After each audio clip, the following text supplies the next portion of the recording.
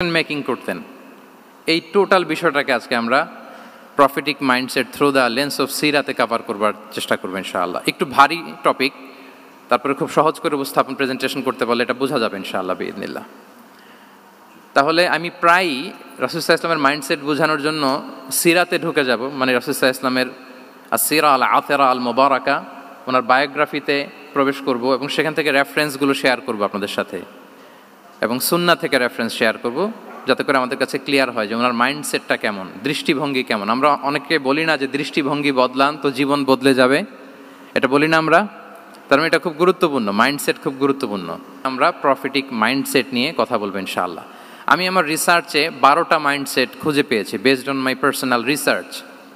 আরও কিছু মাইন্ডসেট থাকতে পারে, কিন্তু মেইনলি ঘুরে ফিরে এই 12টার মধ্যেই সীমাবদ্ধ রাসূল সাল্লাল্লাহু আলাইহি ওয়াসাল্লামের মাইন্ডসেট। সেই 12টা মাইন্ডসেট কি আমি পয়েন্টগুলো উল্লেখ করে আমি মূল আলোচনাতে প্রবেশ করছি। প্রথম হচ্ছে গড সেন্ট্রিক মাইন্ডসেট, 2 নম্বরে ভিশন ওরিয়েন্টেড, 3 নম্বরে উইজডম ড্রিভেন, 4 নম্বরে রিফর্ম সেন্ট্রিক, 5 নম্বরে ওপেন মাইন্ডেড, 6 নম্বর এন্টারপ্রেনাল, 7 নম্বর কনসিডারেট, 8 নম্বর ট্রান্সপারেন্ট, 9 নম্বর অ্যাপ্রিসিয়েটিভ, 10 নম্বর হচ্ছে ফ্লেক্সিবল, 11 নম্বর অপটিমিস্টিক, 12 নম্বর হচ্ছে resilient. Based on my research, আমার ক্ষুদ্র গবেষণা আমি খুঁজে পেয়েছি যে রাসূল সাল্লাল্লাহু আলাইহি ওয়াসাল্লাম এই ধরনের মানসিকতার অধিকারী ছিলেন, এই অ্যাপ্রোচের অধিকারী ছিলেন। প্রথম যেই মাইন্ডসেটটা নিয়ে আমরা আলোচনা করব সেটা হচ্ছে গড সেন্ট্রিক মাইন্ডসেট বা আল্লাহ সেন্ট্রিক মাইন্ডসেট। অর্থাৎ রাসূল সাল্লাল্লাহু আলাইহি ওয়াসাল্লাম যে কোনো কাজে তিনি আল্লাহ তাআলাকে ফিল করতেন, সব কিছু ছিল আল্লাহ তাআলা কেন্দ্রিক। যাই তিনি করতেন না কেন, একজন মহান সত্তার সন্তুষ্টির জন্যই তিনি সেটা করতেন। তিনি কে? আওয়াজ করে বলুন, তিনি কে? আল্লাহ সুবহানাহু ওয়া তাআলা। তার সন্তুষ্টির জন্যই তিনি সব কিছু করতেন, এবং সবসময় তিনি এটা ফিল করতেন যে আমার আসল ভরসা স্থল হচ্ছে আল্লাহ তাআলা। আসল ভরসা স্থল কে? আল্লাহ তাআলা। এবং আল্লাহকেই তিনি ওনার নিজের অভিভাবক হিসেবে সবসময় চিন্তা করতেন, এবং তার দয়ার পরশেই যে আমরা বেঁচে আছি, তিনি যে আমাকে আগলে রেখেছেন, সার্বক্ষণিক এটাকে মনের মধ্যে ধারণ করা, সবসময় এই চিন্তাটা ভেতরে লালন করা, এটাকেই বলে গড সেন্ট্রিক মাইন্ডসেট বা আল্লাহ সেন্ট্রিক মাইন্ডসেট। এই মাইন্ডসেটের অধিকারী যদি আপনি হতে পারেন, আপনি একটা ডিভাইন পাওয়ার শিল্ডের ভেতরে থাকবেন, একটা ডিভাইন প্রোটেকশনে থাকবেন। চারিদিকে তুফান, ঝঞ্ঝা, ঝড়, অনেক কিছু, কোনো কিছুই আপনাকে স্পর্শ করবে না, কারণ আপনার গড সেন্ট্রিক মাইন্ডসেট আছে। একটা মহাশক্তিধর সত্তার সাথে আপনার সংযোগায়ন আছে, কানেক্টিভিটি আছে। সো প্রথম মাইন্ডসেটটা হচ্ছে গড সেন্ট্রিক মাইন্ডসেট। রাসূল সাল্লাল্লাহু আলাইহি ওয়াসাল্লাম সবসময় সব কিছু আল্লাহ তাআলার সন্তুষ্টির জন্য করতেন, এবং তিনি ভাবতেন আমার কেউ না থাক, আল্লাহ আছে। যার কেউ নাই তার কে থাকে? আল্লাহ আছে। এটাই হচ্ছে গড সেন্ট্রিক মাইন্ডসেট। আসুন আমরা সিরাতের ভেতরে ঢুকে যাই, যেহেতু আমরা বলেছি থ্রু দ্য লেন্স অফ সিরা। সিরাতের পরতে পরতে, সুন্নাহর পরতে পরতে আমরা দেখব যে তিনি গড সেন্ট্রিক মাইন্ডসেটের অধিকারী ছিলেন কিনা। আল্লাহর হাবিব সাল্লাল্লাহু আলাইহি ওয়াসাল্লাম একবার একটা যুদ্ধ থেকে ফেরার পথে মরুভূমির মাঝখানে সেনাবাহিনীকে থামিয়ে বিশ্রামের ঘোষণা দিলেন যে তোমরা একটু বিশ্রাম নাও।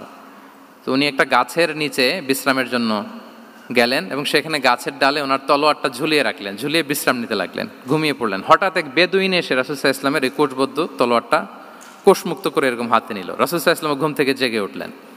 এবার বেদুইন বলতে আরম্ভ করলো, মাইয়ামনাউকা মিন্নি, এই মুহাম্মদ তোমাকে এবার কে বাঁচাবে বলো, এই তো আমার হাতে তলোয়ার, কে বাঁচাবে? সাথে সাথেই আল্লাহর হাবিব সাল্লাল্লাহু আলাইহি ওয়াসাল্লাম উনি উত্তরে বললেন আল্লাহ। উত্তরে কি বললেন? কোনো চিন্তা ভাবনা নাই যে ওরে আঘাত করা যায় কিনা পাল্টা, বা কোনোভাবে ওর কনফিডেন্স ডাউন করা যায় কিনা, এদিক সেদিক কারো সাপোর্ট চাওয়া যায় কিনা, কোনো দিকে না তাকিয়ে কি বললেন? আল্লাহ। সবসময় তিনি আল্লাহ কেন্দ্রিক ছিলেন।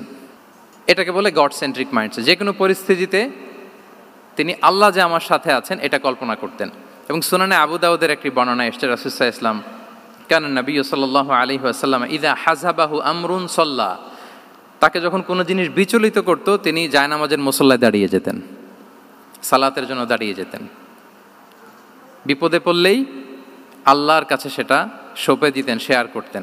আমরা বর্তমানে কোনো বিপদে পড়লেই কি করি? আগে কোথায় শেয়ার করি? ফেসবুকে। আসলে করা উচিত কার সাথে? হ্যাঁ, আমার স্ত্রীর সাথে শেয়ার করার আগেও শেয়ার করব কার সাথে? আমার বন্ধুর সাথে শেয়ার করার আগেও শেয়ার করব কার সাথে? আল্লাহর সাথে। আমরা যদি হিজরতের ঘটনাটাকে একটু অ্যানালাইজ করি তাহলে দেখব যে গারে সাউরে যখন আল্লাহ রাসূল সাল্লাল্লাহু আলাইহি ওয়াসাল্লাম এবং আবু বকর রাদিয়াল্লাহু তাআলা আনহু ওনারা আশ্রয় নিয়েছিলেন রাত্রিবেলায়, কুরাইশরা যখন খুঁজতেছিল, আবু বকর রাদিয়াল্লাহু তাআলা আনহু বলেন যে কুরাইশদের পা দেখা যাচ্ছে, ওরা যে হেঁটে যাচ্ছে, একটু উকি মারলেই আমাদেরকে দেখা যায়। তিনি অত্যন্ত ভীত সন্ত্রস্ত, তটস্থ, নিজের জন্য নয়, রাসূল সাল্লাল্লাহু আলাইহি ওয়াসাল্লামের সেফটির জন্য।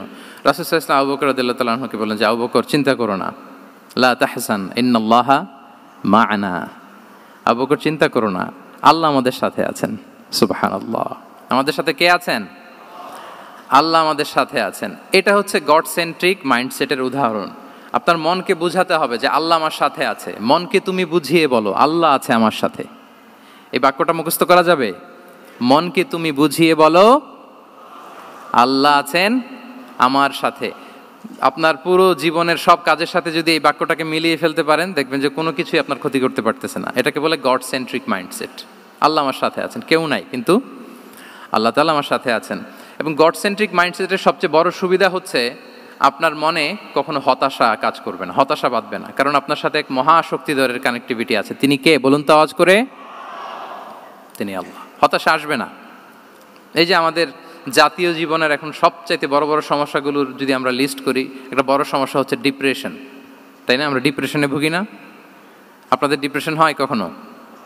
আচ্ছা, ডিপ্রেশন কাকে বলে আগে বলে। ডিপ্রেশন হচ্ছে আপনার আর আপনার রবের মাঝে যে দূরত্ব, এটার নাম ডিপ্রেশন। আই রিপিট, আমার আর আমার রবের মাঝে যে গ্যাপ, আমাদের সম্পর্কের যে দূরত্ব, এটার নাম কি?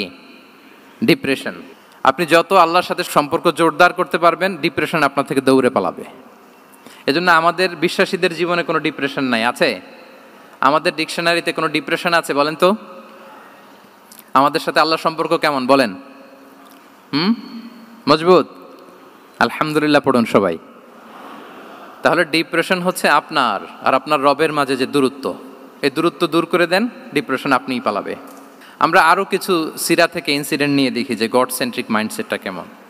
দ্বিতীয় হিজরিতে যে বদরের যুদ্ধ হলো, সে বদরের যুদ্ধে ইবনে মাসউদ রাদিয়াল্লাহু তাআলা আনহু তিনি বর্ণনা করেন যে আল্লাহ রাসূল সাল্লাল্লাহু আলাইহি ওয়াসাল্লাম আগামীকাল যুদ্ধ, এর আগের দিন রাতে তিনি হাত তুলে এরকম দোয়া করতেছিলেন। আমরা তো এইভাবে দোয়া করি। আল্লাহর হাবিব সাল্লাল্লাহু আলাইহি ওয়াসাল্লাম তিনি দোয়া করতে করতে ইমোশনালি হাত এরকম উঁচু করে, হাত্তা ইউরা বায়াদু ইবতাইহি, বগলে শুভ্রতা দেখা যাচ্ছিল, উনি দোয়া করতেছিলেন আল্লাহুম্মা আনজিজ লি মা ওয়া'আতানি, আল্লাহুম্মা আতিনি মা ওয়া'আতানি, আল্লাহ তুমি যে বিজয় দিবে বলে প্রতিশ্রুতি করেছিলে, ওই বিজয় আমাদেরকে দাও, ওই ভিক্টরি আমাদেরকে দাও।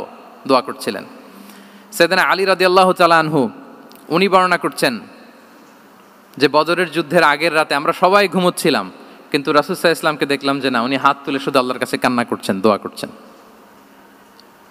আবু বকর রাদিয়াল্লাহু তাআলা আনহু উনি বলেন যে আমি যে দেখলাম যে তিনি ফজর পর্যন্ত দোয়া চালিয়েই যাচ্ছিলেন, দোয়া চালিয়েই যাচ্ছিলেন, দোয়া কন্টিনিউ করছিলেন তিনি। এবং দোয়া করতে করতে রাসূল সাল্লাল্লাহু আলাইহি ওয়াসাল্লাম এতটাই ইমোশনাল হয়ে গেলেন যে ওনার গায়ের চাদরটা নিচে পড়ে গেল। আবু বকর রাদিয়াল্লাহু তাআলা আনহু যে বলেন ইয়া নবী আল্লাহ কাফাকা মুনাশাদাতুকা রাব্বাক ফাইন্নাহু সায়ুনজিজু লাকা মা ওয়া'দাক, হে নবী যথেষ্ট, এনাফ ইজ এনাফ, অনেক হয়েছে নবী, আন্না আর কাঁদতে হবে না, আপনার রব আপনাকে ভিক্টরি বা বিজয় দান করবে ইনশাআল্লাহ। তাহলে দেখেন, যুদ্ধের আগের রাতে সেনাপ্রধান কি করে? এই কৌশল ওই কৌশল, কোন দিক দিয়ে অ্যাটাক করা যাবে, ওয়ার স্ট্র্যাটেজি ঠিক করে, তার সাথে যারা আছে তাদের সাথে পরামর্শ করে। কিন্তু রাসূল সাল্লাল্লাহু আলাইহি ওয়াসাল্লাম সব কিছু সেট করে দিয়ে কার সাথে কানেক্টিভিটি গড়েছেন বলুন তো? আল্লাহর সাথে। This is called God centric mindset, Allah centric mindset. আমার হৃদয়টা সবসময় কার সাথে জুড়ে থাকবে? আল্লাহর সাথে, কারণ উনি ছাড়া আমার কোনো ঠিকানাই নেই। তাহলে এই মেন্টালিটি যদি আমরা ধারণ করতে পারি, এটাকে বলে গড সেন্ট্রিক মাইন্ডসেট। তাহলে রাসূলুল্লাহ সাল্লাল্লাহু আলাইহি ওয়াসাল্লামের যে 12টা মাইন্ডসেটের কথা আমরা বলেছি, তার প্রথমটা হচ্ছে গড সেন্ট্রিক। আল্লাহ তাআলা আমাদেরকে গড সেন্ট্রিক মাইন্ডসেট দান করুক। আমরা যে কোনো পরিস্থিতিতে যেভাবেই থাকি না কেন, আমরা বিপদে আপদে সবসময় ভরসা রাখবো কার উপর? এটাই হচ্ছে গড সেন্ট্রিক বা আল্লাহ সেন্ট্রিক মাইন্ডসেট। আচ্ছা, 2 নাম্বার মাইন্ডসেট হচ্ছে ভিশন ওরিয়েন্টেড মাইন্ডসেট।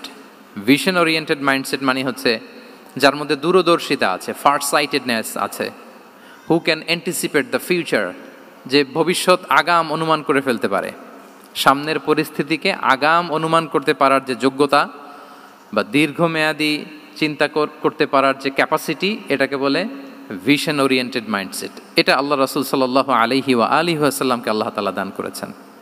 উনি ভবিষ্যৎকে আগাম বুঝতে পারতেন, আগাম অনুমান করতে পারতেন, এবং সে অনুযায়ী তিনি স্ট্র্যাটেজি, প্ল্যান, পরিকল্পনা এটা তিনি সাজাতে পারতেন। এটাকে বলে ভিশন ওরিয়েন্টেড মাইন্ডসেট।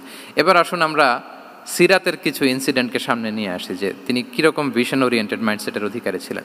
আমরা সবাই হুদাইবিয়ার ঘটনা জানি না? কত হিজরিতে ঘটেছিল বলুন তো সবাই? 6ষ্ঠ হিজরিতে।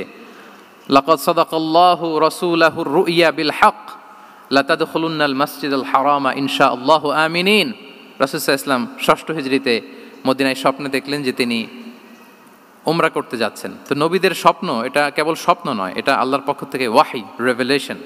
তো সেই হিসেবে তিনি 1400 সাহাবা নিয়ে উমরা করতে চলে গেলেন মক্কায়, কিন্তু মক্কাবাসী ঢুকতে দিল না, থামিয়ে দেয়া হলো। তো তখন একটা চুক্তি হয়েছিল, ওই চুক্তিতে বলা হলো, রাসূল সাল্লাল্লাহু আলাইহি ওয়াসাল্লাম লিখতে বললেন যে লিখো মিন মুহাম্মদ রাসূলিল্লাহ, আল্লাহর রাসূল মুহাম্মদের পক্ষ থেকে কুরাইশদের সাথে এই চুক্তি। কুরাইশরা আপত্তি করলো যে না, শুধু মুহাম্মদ লেখা যাবে, রাসূলুল্লাহ লেখা যাবে না, কারণ তুমি যে রাসূলুল্লাহ, আল্লাহর রাসূল, এটা যদি আমরা মেনে নেই তাহলে তোমার সাথে আর আমাদের দ্বন্দ্ব কিসের, আমরা তো ভাই ভাই হয়ে গেলাম, রাসূলুল্লাহ কাটো। সাহাবারা কেউ রাজি হয় না, বিশেষ করে ওমরে ফারুক রাদিয়াল্লাহু তাআলা, উনি রাজি হয় না, না না এটা কাটা যাবে না। রাসূল সাল্লাল্লাহু আলাইহি ওয়াসাল্লাম অনেক বলে কয়ে বুঝালেন যে না, দীর্ঘমেয়াদী চিন্তা করতে গেলে আমাদের এখন একটা শান্তি চুক্তির দরকার আছে, যাতে করে আমরা আমাদের গ্লোবাল নেভিগেশন সিস্টেম, দাওয়া সিস্টেমকে আরও স্ট্রং করতে পারি। অনেক বলে কয়ে রাসূলুল্লাহ কাটা হলো। এরপর তারা বলে চুক্তিতে লিখো যে এই বছর উমরা করতে দেয়া হবে না, এই বছর ফিরে যাবেন আপনারা সবাই। এটাও সাহাবারা রাজি হয় না, আল্লাহ রাসূল সাল্লাল্লাহু আলাইহি ওয়াসাল্লাম রাজি হলেন। আবার আরেকটা ক্লোজে লেখা হলো যে আগামী বছর আসলেও 3 দিনের বেশি থাকা যাবে না, সেটাও রাজি হয়ে গেল রাসূল সাল্লাল্লাহু আলাইহি ওয়াসাল্লাম। সাহাবারা রাজি হচ্ছেন না। এরপর মক্কা থেকে কোনো লোক মদিনায় গেলে মদিনাবাসী তাকে রাখতে পারবে না, ফেরত দিতে হবে। কিন্তু মদিনা থেকে কোনো লোক মক্কায় আসলে মক্কাবাসী তাকে ফেরত দিতে বাধ্য থাকবে না। দেখেন, একটার পর একটা মুসলমানদের বিরুদ্ধে সব ক্লোজ যাচ্ছে, কোনো সাহাবীরাই রাজি হচ্ছেন না। কিন্তু আল্লাহ রাসূল সাল্লাল্লাহু আলাইহি ওয়া আলিহি ওয়াসাল্লাম তিনি বললেন যে না, লিখো লিখো। উমরে ফারুক রাদিয়াল্লাহু তাআলা আনহু এতটাই রাগান্বিত হলেন, তিনি প্রশ্ন করলেন, ইয়া রাসূলুল্লাহ, আলাইসা আনতা নাবিয়্যুন হক, আপনি এই যে কম্প্রোমাইজের পর কম্প্রোমাইজ করে যাচ্ছেন, আপনি কি সত্য নবী নন, সত্য রাসূল নন? আলাসনা আলা দীনিন হক, আমরা কি সত্যের উপর প্রতিষ্ঠিত নই? আলাইসাল কুরআনু কিতাবুন হক, তো সব যদি সত্য হয় আপনি কেন এগুলো মানছেন? রাসূল সাল্লাল্লাহু আলাইহি ওয়াসাল্লাম বললেন যে ওমর, তুমি বাদ সেদো না, মেনে নাও। মেনে নিলেন, এবং এই মেনে নেওয়াটাকে আল্লাহ ভিক্টরি বলে ঘোষণা দিলেন, বিজয় বলে। আল্লাহু আকবার। ইন্না ফাতাহনা লাকা ফাতহাম মুবিনা। এবং হুদাইবিয়ার এই সন্ধি থেকেই বেসিকলি মক্কা বিজয় ওইদিকে ত্বরান্বিত হয়েছে গতি প্রবাহটা। কারণ রাসূল সাল্লাল্লাহু আলাইহি ওয়াসাল্লাম অনেক দূর দেখেছেন, সাহাবারাই সামনের কিছু বিষয়ে তারা খেয়াল করছেন, কিন্তু রাসূলুল্লাহ সাল্লাল্লাহু আলাইহি ওয়া আলিহি ওয়াসাল্লাম তিনি অনেক দূর দেখতে পাচ্ছেন। আচ্ছা বলেন, 3 তলার উপর থেকে একজন একটা ভিউ দেখতে পায়, আর 30 তলা উপর থেকে আরেকজন একটা কন্ডোমিনিয়ামের উপর থেকে একটা পানোরামিক ভিউ দেখতে পায়, দুইজনের ভিউ দেখা কি একরকম হয়? বলেন, একরকম হবে? কখনোই হবে না।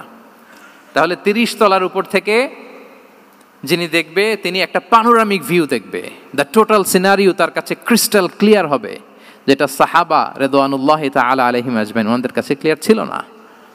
এবং ঠিকই এই যে এটা তো বেশি দিন স্থায়ীও হয়নি, 6ষ্ঠ হিজরি থেকে 8ম হিজরি, মাত্র 3 বছরের ব্যবধানে রাসূল সাল্লাল্লাহু আলাইহি ওয়াসাল্লাম যত রিজিওনাল সুপার পাওয়ার ছিল, ওয়ার্ল্ড সুপার পাওয়ার ছিল, পার্সিয়ান এম্পায়ার, তারপর Roman empire, Byzantine empire, Egyptian empire, সব এম্পায়ারদের কাছে চিঠি পাঠিয়েছেন, সালামুন আলা মান ইত্তাবা আল হুদা আসলিম তাসলাম। এবং ইসলামের এক্সপান্ড হয়েছে, ওনার গ্লোবাল নেভিগেশন সিস্টেম উনি চালু করেছেন। এর কারণ কি? উনি ছিলেন ভিশন ওরিয়েন্টেড মাইন্ডসেটের অধিকারী, দূরদর্শী, অনেক দূর দেখতে পেতেন, অনেক দূর তিনি দেখতে পেতেন, দীর্ঘমেয়াদী তিনি পরিকল্পনা করতে পারতেন।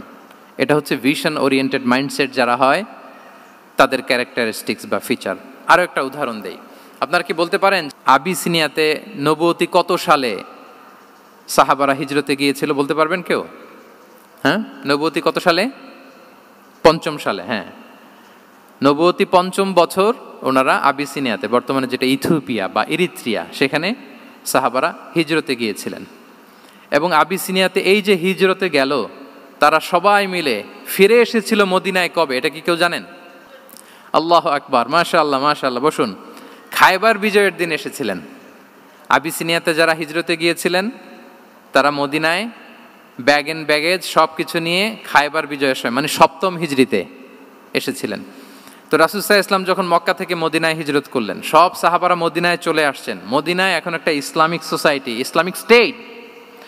বদরের যুদ্ধে মুসলমানদের বিজয়, খন্দকে বিজয়, খন্দক তো 5মে। তারপরে ওনারা কেন আসে না বলেন তো? আসেনি। 7ম হিজরিতে এসেছেন জাফর রাদিয়াল্লাহু তাআলা আনহুর নেতৃত্বে, সাইয়েদনা আলী রাদিয়াল্লাহু তাআলা আনহুর আপন ভাই, বড় ভাই, ওনার নেতৃত্বে যখন 7ম হিজরিতে ওখানে যাওয়ার 15 বছর পর যখন তারা সবাই ফিরলেন, রাসূল সাল্লাল্লাহু আলাইহি ওয়াসাল্লাম এত খুশি হলেন, তিনি বললেন, মা আদরি বিআইয়িহিমা আনা আফরাহ বিফাতহি খাইবার আও বিকুদুমি জাফর। আমি কোনটাতে বেশি খুশি আজকে আমি জানি না, খায়বার বিজয়ে বেশি খুশি না আমার ভাই জাফরকে পেয়ে বেশি খুশি। আল্লাহু আকবার, এত খুশি হয়েছিলেন। তো এখন এমনি তো মনে প্রশ্ন জাগে যে রাসূল সাল্লাল্লাহু আলাইহি ওয়াসাল্লাম যখন মদিনায় চলে আসলেন, কোরআনের আয়াতগুলো নাজিল হয়, সালাত ফরজ হলো, জাকাত আসলো, সব হলো, একটার পর একটা হচ্ছে, ইসলামিক স্টেট, তো ওনারাই কেন আবিসিনিয়াতে পড়ে আছেন? প্রশ্ন জাগে না? ওই সময় একটা ক্রাইসিস মোমেন্ট ছিল, তখন ওনারা গিয়েছিল আবিসিনিয়াতে, কিন্তু আসে না কেন? ওনারা এসেছেন 7ম হিজরিতে। এর কারণ আবিসিনিয়ায় কিছু মুসলিমদেরকে রেখে দেওয়া, এটা রাসূলুল্লাহ সাল্লাল্লাহু আলাইহি ওয়াসাল্লামের প্ল্যান বি ছিল। কি ছিল? Plan B. রাসূল সাল্লাল্লাহু আলাইহি ওয়াসাল্লাম অপেক্ষা করছিলেন যে মদিনাকে প্রথমে ইন্টারনাল যত থ্রেট আছে এগুলো থেকে মুক্ত করতে হবে, এরপরে মদিনাকে যত এক্সটার্নাল থ্রেট আছে এগুলো থেকে মুক্ত করতে হবে। সব যখন মুক্ত করে উনি দেখলেন যে না, মদিনা সেফ জোন, এখন আর আলাদা একটা বেজ, একটা এক্সট্রা সেফ জোন বা এডিশনাল বেজ আমার কোথাও দরকার নাই, তখনই তিনি লোক পাঠালেন যে যাও, জাফরের নেতৃত্বে আবিসিনিয়ায় যারা হিজরত করেছে তারা সবাই মদিনায় চলে আসো। সুবহানাল্লাহি বিহামদি। তাহলে একটা প্ল্যানে কাজ করতেন না, আমরা তো এরকম করি, একটাই প্ল্যান। প্ল্যান কটা? এটা যদি ওয়ার্ক না করে শেষ, আমু নাই, সালাও নাই। কিন্তু রাসূলুল্লাহ সাল্লাল্লাহু আলাইহি ওয়া আলিহি ওয়াসাল্লামের প্ল্যান এ ছিল, প্ল্যান বি ছিল, প্ল্যান সি ছিল। প্ল্যান এ ওয়ার্ক না করলে প্ল্যান বিতে যেতেন, বি ওয়ার্ক না করলে সিতে যেতেন, এইভাবে তিনি কাজ করতেন।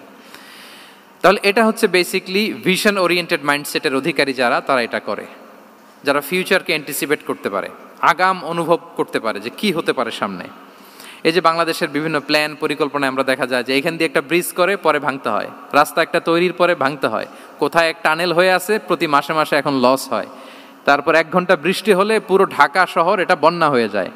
এগুলো হচ্ছে একাধিক প্ল্যান না থাকা, ভিশনারি অ্যাটিটিউডের অধিকারী না হওয়ার কারণে এই ঝামেলাগুলো আমাদের হচ্ছে। তো প্রফেটিক সিরার এই প্রফেটিক মাইন্ডসেট থেকে আমাদের নেয়ার বিষয় হচ্ছে এটা, যে আমাদেরকে ভিশনারি অ্যাটিটিউডের হতে হবে।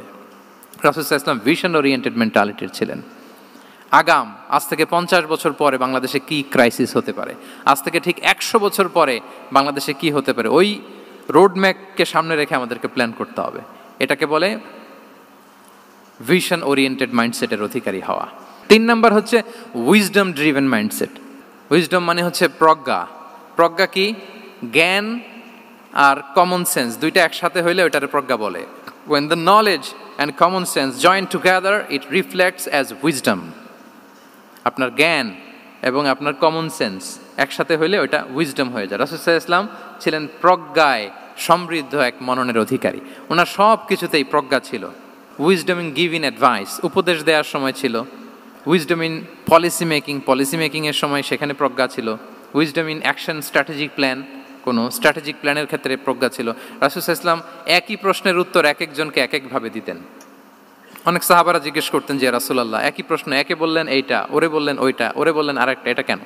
তো রাসূল সাল্লাল্লাহু আলাইহি ওয়াসাল্লাম বললেন যে আমি জানি ওর কিসে ঘাটতি, আমি জানি ওর কি প্রয়োজন, আমি জানি ওকে কোন নাসিহাটা দিলে কাজ করবে, ফলে এক একজনকে আমি এক একভাবে ক্লারিফাই করেছি। আল্লাহু আকবার। This is called wisdom. আচ্ছা, উইজডম, রাসূল সাল্লাল্লাহু আলাইহি ওয়াসাল্লাম যে উইজডম ড্রিভেন মাইন্ডসেটের অধিকারী ছিলেন, এটার কয়েকটা এক্সাম্পল আমরা সিরাত থেকে দেখি। মক্কা বিজয় হয়েছে কত হিজরিতে?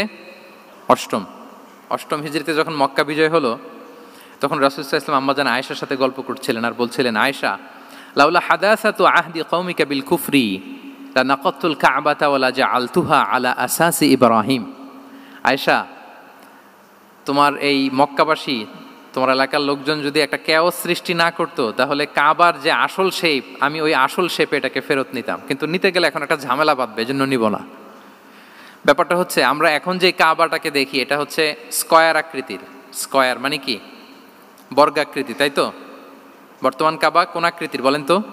একটা বড় কিউবের সাইজ না? দূর থেকে দেখলে মনে হয় একটা বড় কিউবের সাইজ, কিউবের আকৃতি মানে স্কয়ার, চতুর্ভুজ।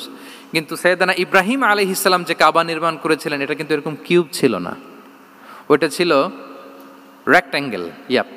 রেক্ট্যাঙ্গেল ছিল, মানে আয়তাকৃতির ছিল, এরকম লম্বা। এই যে এই টেবিলটা যেরকম, টেবিলের যে শেপ এইরকম ছিল, এরকম লম্বা কাবাঘর ছিল আয়তাকৃতির। কিন্তু এখন এটা কমে স্কয়ার আকৃতির হয়ে গেছে। এর কারণটা কি? কাবা একবার ওখানে অগ্নিকাণ্ড ঘটার কারণে ধ্বংস হয়েছিল, ফলে কাবাকে আবার রিনোভেশন করা লেগেছিল, পুনর্নির্মাণ। তো কুরাইশরা সিদ্ধান্ত নিয়েছিল কাবা পুনর্নির্মাণে আমরা কোনো হারাম টাকা ইউজ করব না, যার কাছে যত হালাল টাকা আছে নিয়ে আসা হলো। কিন্তু হালাল টাকা যতটুকু জমা হয়েছে এটা দিয়ে পুরো কাবা নির্মাণ হয় না, অর্ধেক হয়। ফলে কাবা যে আয়তাকৃতির ছিল সেটা না হয়ে গেছে কি বলেন, বর্গাকৃতির, মানে স্কয়ার। ওই স্কয়ার কাবাই আজ পর্যন্ত রয়ে গেছে। কিন্তু ওই যে আয়তক্ষেত্রের যে শেপের মধ্যে যতটুকু জায়গা বাকি ছিল ওইখানে দেখবেন একটা ক্রিসেন্টের মতো আছে, হেজরে ইসমাইল, হাতিমে কাবা বলে। ওইটার ভিতরে নামাজ পড়া আর কাবার ভিতরে নামাজ পড়া একই হুকুম।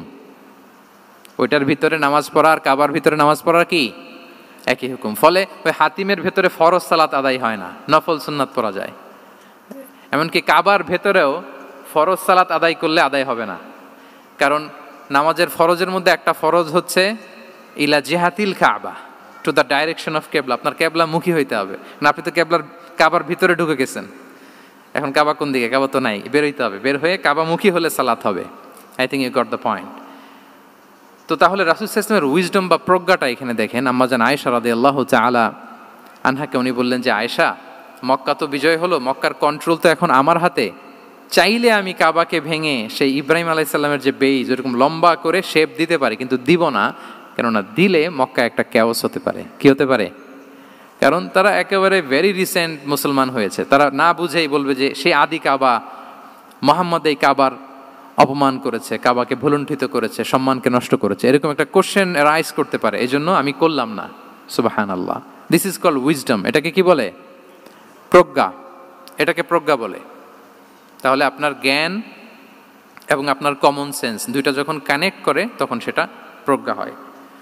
প্রজ্ঞার আরেকটা উদাহরণ যদি দেই সিরাত থেকে, রাসূল সাল্লাল্লাহু আলাইহি ওয়াসাল্লামের যে কনফ্লিক্ট রিজলভিং ক্যাপাসিটি ছিল, যখন কাবাকে পুনর্নির্মাণ করা হচ্ছে তখন হাজরে আসওয়াদকে বের করা লেগেছিল, এবং রিনোভেশন শেষে আবার হাজরে আসওয়াদকে তার জায়গা মতো, মানে ব্ল্যাক স্টোন যেটাতে চুমু দিলে মানুষের গুনাহ মাফ হয়ে যায়, হাজরে আসওয়াদ, চিনতে পেরেছেন না?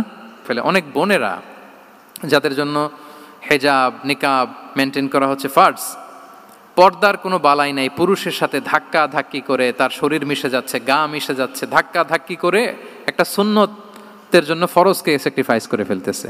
মানে ফোকাস ঠিক নাই আর কি, কোথায় যে কোনটা করতে হবে ওইটাই ভুলে গেছে। তো এই হাজরে আসওয়াদ পাথরকে আবার জায়গা মতো রাখতে হবে। এখন কে রাখবে এই নিয়ে মারামারি মক্কায়। বড় বড় চারটা গোত্র বলে, এই গোত্র বলে আমি রাখবো, এই গোত্র বলে আমি রাখবো, আরেক গোত্র বলে রক্তের গঙ্গা বইয়ে দেব মক্কায়, কিন্তু এই সম্মান অন্যকে নিতে দিব না, কারণ ইটস ভেরি প্রেস্টিজিয়াস ইস্যু। যা আমাদের গোত্র এই ব্ল্যাক স্টোন হাজরে আসওয়াদকে নিয়ে জায়গা মতো রেখেছে, এটা কাউকে দিব না। তো সবাই যখন মারমুখী, তখন আল্লাহ রাসূল সাল্লাল্লাহু আলাইহি ওয়া আলিহি ওয়াসাল্লাম তিনি সমাধান দিলেন যে মারামারির দরকার নাই, একটা চাদর নিয়ে আসো। নিয়ে আসা হলো। 4 গোত্রের 4 লিডারকে বললেন চাদরের 4 কোণা ধরো। 4 জন 4 কোণা ধরলো। রাসূল সাল্লাল্লাহু আলাইহি ওয়াসাল্লাম তিনি পাথরটা নিয়ে মাঝখানে রাখলেন। এবার 4 নেতাকে বললো আসো, জাতীয় 4 নেতা চলে আসো, কাবার সামনে চলে আসলো। এরপরে আল্লাহ রাসূল সাল্লাল্লাহু আলাইহি ওয়াসাল্লাম ওনার মোবারক হাত দিয়ে, বরকতময় হাত দিয়ে হাজরা আসওয়াদকে নিয়ে নিজ হাতে রাখলেন। এবার সবাই হ্যাপি, কারণ অংশগ্রহণ করতে পারছে। আসলে মূল স্ট্যাটাস কিন্তু চলে গেছে রাসূলের দিকে, নাকি? ওরা তো এটা টাচও করতে পারে নাই, পারছে? ওরা চাদর ধরেই হ্যাপি, কিন্তু পাথরটা ধরেছিল কে? রাসূল সাল্লাল্লাহু আলাইহি ওয়াসাল্লাম। চাদরে রেখেছিল কে? রাসূল সাল্লাল্লাহু আলাইহি ওয়াসাল্লাম। চাদর থেকে নিয়ে আবার কাবা ঘরে সেট করেছিল কে? রাসূলুল্লাহ সাল্লাল্লাহু আলাইহি ওয়া আলিহি ওয়াসাল্লাম। এভাবে উনি কনফ্লিক্ট রিজলভ করতেন থ্রু হিজ উইজডম, ওনার প্রজ্ঞার মধ্য দিয়ে। আমরা যদি তায়েফের ঘটনা দেখি, রক্তাক্ত হয়েছেন, পাহাড় রক্ষী ফেরেশতারা এসে বলেছে রাসূলুল্লাহ জাস্ট অর্ডার করেন, আমরা কলাপস করবো এমনভাবে the entire Taif city will be collapsed, একেবারে স্ম্যাশ করে দিব, পাউডার হয়ে যাবে। রাসূল সাল্লাল্লাহু আলাইহি ওয়াসাল্লাম বললেন, না, বাল আরজু আন ইউখরিজাল্লাহু মিন আসলাবিহিম মান ইয়াবুদুল্লাহা ওয়াহদাহু ওয়া লা ইউশরিকু বিহি শাইআ। তিনি বললেন, না, ওদেরকে ধ্বংস করে দিও না। ওদেরকে ধ্বংস করলে লা ইলাহা পড়বে কে? সুবহানাল্লাহ। কি উইজডম ড্রিভেন ছিলেন উনি। উনি বলেন যে আমি আশা করি, প্রত্যাশা রাখি, দোয়া করি যে ওরা আমাকে প্রত্যাখ্যান করেছে, কিন্তু ওদের যে নেক্সট জেনারেশন, ওরা সাক্ষী দেবে আশহাদু আল্লাহ ইলাহা ইল্লাল্লাহ ওয়া আশহাদু আন্না মুহাম্মাদার রাসূলুল্লাহ। এবং তাই হয়েছে। এখন তায়েফে যান, চারদিক থেকে আল্লাহু আকবার ধ্বনিতে মুখরিত তায়েফ। এবং এত চমৎকার শহর, এটা একটা ট্যুরিস্ট ডেস্টিনেশন হয়ে গেছে। সৌদি আরবিয়াতে যারা যায়, তায়েফ না গেলে লোকদের ভালো লাগে না। ঠান্ডা, সবুজ শ্যামল, রেইনফল হয়, ফলমূল পাওয়া যায়। আব্দুল্লাহ ইবনে আব্বাস রাদিয়াল্লাহু তাআলা আনহুর স্মৃতিধন্য মসজিদ আছে, অনেকগুলো ইউনিভার্সিটি আছে, ইসলামিক ইনস্টিটিউশন আছে। এই যে নয়নাভিরাম তায়েফ, এটা রাসূল সাল্লাল্লাহু আলাইহি ওয়াসাল্লামের উইজডমের ফসল। ওই দিন যদি রাগের চোটে বলতো যে হ্যাঁ দাও, স্ম্যাশ করে দাও, তাইলে এই যে যারা শাহাদা পড়েছে, নও মুসলিম হয়েছে, এটা কিন্তু হতো না। তাহলে এটা হচ্ছে রাসূল সাল্লাল্লাহু আলাইহি ওয়াসাল্লামের প্রজ্ঞার একটা উদাহরণ। আরও একটা উদাহরণে যাই। রাসূল সাল্লাল্লাহু আলাইহি ওয়াসাল্লাম যখন আকাবার দ্বিতীয় শপথ করে ফেললেন ইয়াসরিববাসীর সাথে, তখনও মদিনা হয়নি, তো তখন মদিনাবাসী বলল যে রাসূলুল্লাহ, আপনি তো এখনো হিজরত করবেন না, তো আমাদেরকে কোরআন শিখাবে কে, সালাত শিখাবে কে? আপনি একজন দায়ী পাঠান, আমাদের সাথে একজন টিচার দেন। রাসূল সাল্লাল্লাহু আলাইহি ওয়াসাল্লাম তখনও মদিনাতে হিজরতে যাননি, আমাদের সাথে একজন দায়ী পাঠাবেন। তো রাসূল সাল্লাল্লাহু আলাইহি ওয়াসাল্লাম একজনকে দায়ী হিসেবে পাঠিয়েছিলেন। বলেন ওই দায়ীর নাম কি? কি নাম? মুসআব ইবনে উমাইর রাদিয়াল্লাহু তাআলা আনহু, যিনি উহুদের যুদ্ধে শহীদ হয়েছিলেন, উনাকে পাঠিয়েছিলেন। দেখেন, উনি আবু বকর রাদিয়াল্লাহু তাআলা আনহুকে পাঠান নাই, পাঠিয়েছেন ওমর ফারুককে, ওসমান রাদিয়াল্লাহু তাআলা আনহু, আলী রাদিয়াল্লাহু তাআলা আনহু। কাউকে পাঠাইছেন? কারে পাঠালেন? মুসআবকে। এর কারণ হচ্ছে উনি দেখতে খুব স্মার্ট ছিলেন, খুব ড্যাশিং ফেসের অধিকারী ছিলেন, মক্কার এলিট ফ্যামিলির একজন যুবক ছিলেন, এবং উনি সবচাইতে দামি দামি পারফিউম কালেক্ট করে ওইটা দিতেন। উনি মক্কার কোনো রাস্তা দিয়ে হেঁটে গেলে লোকজন বুঝতো এই রাস্তা দিয়ে কিছুক্ষণ আগে হেঁটে গিয়েছে মুসআব ইবনে উমাইর। সুবহানাল্লাহ। আমরা বাংলায় বলি না যে আগে দর্শনদারি পরে গুণবিচারী? এই কথাটার সাথে পরিচিত আপনারা? আগে দর্শনদারি পরে গুণবিচারী। আল্লাহ তাআলা এক একজনকে আমাদেরকে এক এক অবয়বে সৃষ্টি করেছেন। হুয়াল্লাযী ইউসাউবিরুকুম ফিল আরহামি কাইফা ইয়াশা। আল্লাহর একটা নাম হচ্ছে তিনি আল মুসাউবির, দ্য ডিজাইনার। মায়ের গর্ভে থাকতেই আমাদের কার চেহারা, কার কণ্ঠস্বর, কার স্কিন কালার, কে কীরকম হব, সব ফিক্স তিনি ঠিক করে দিয়েছেন। এটা আল্লাহর দেয়া। কিন্তু রাসূল সাল্লাল্লাহু আলাইহি ওয়াসাল্লামের উইজডমের ব্যাপার হচ্ছে তিনি আবু বকর রাদিয়াল্লাহু তাআলা আনহু, ওমর রাদিয়াল্লাহু তাআলা আনহু, ওসমান আলী, কাউকে চুজ না করে কাকে পাঠালেন? মুসআব ইবনে উমাইরকে।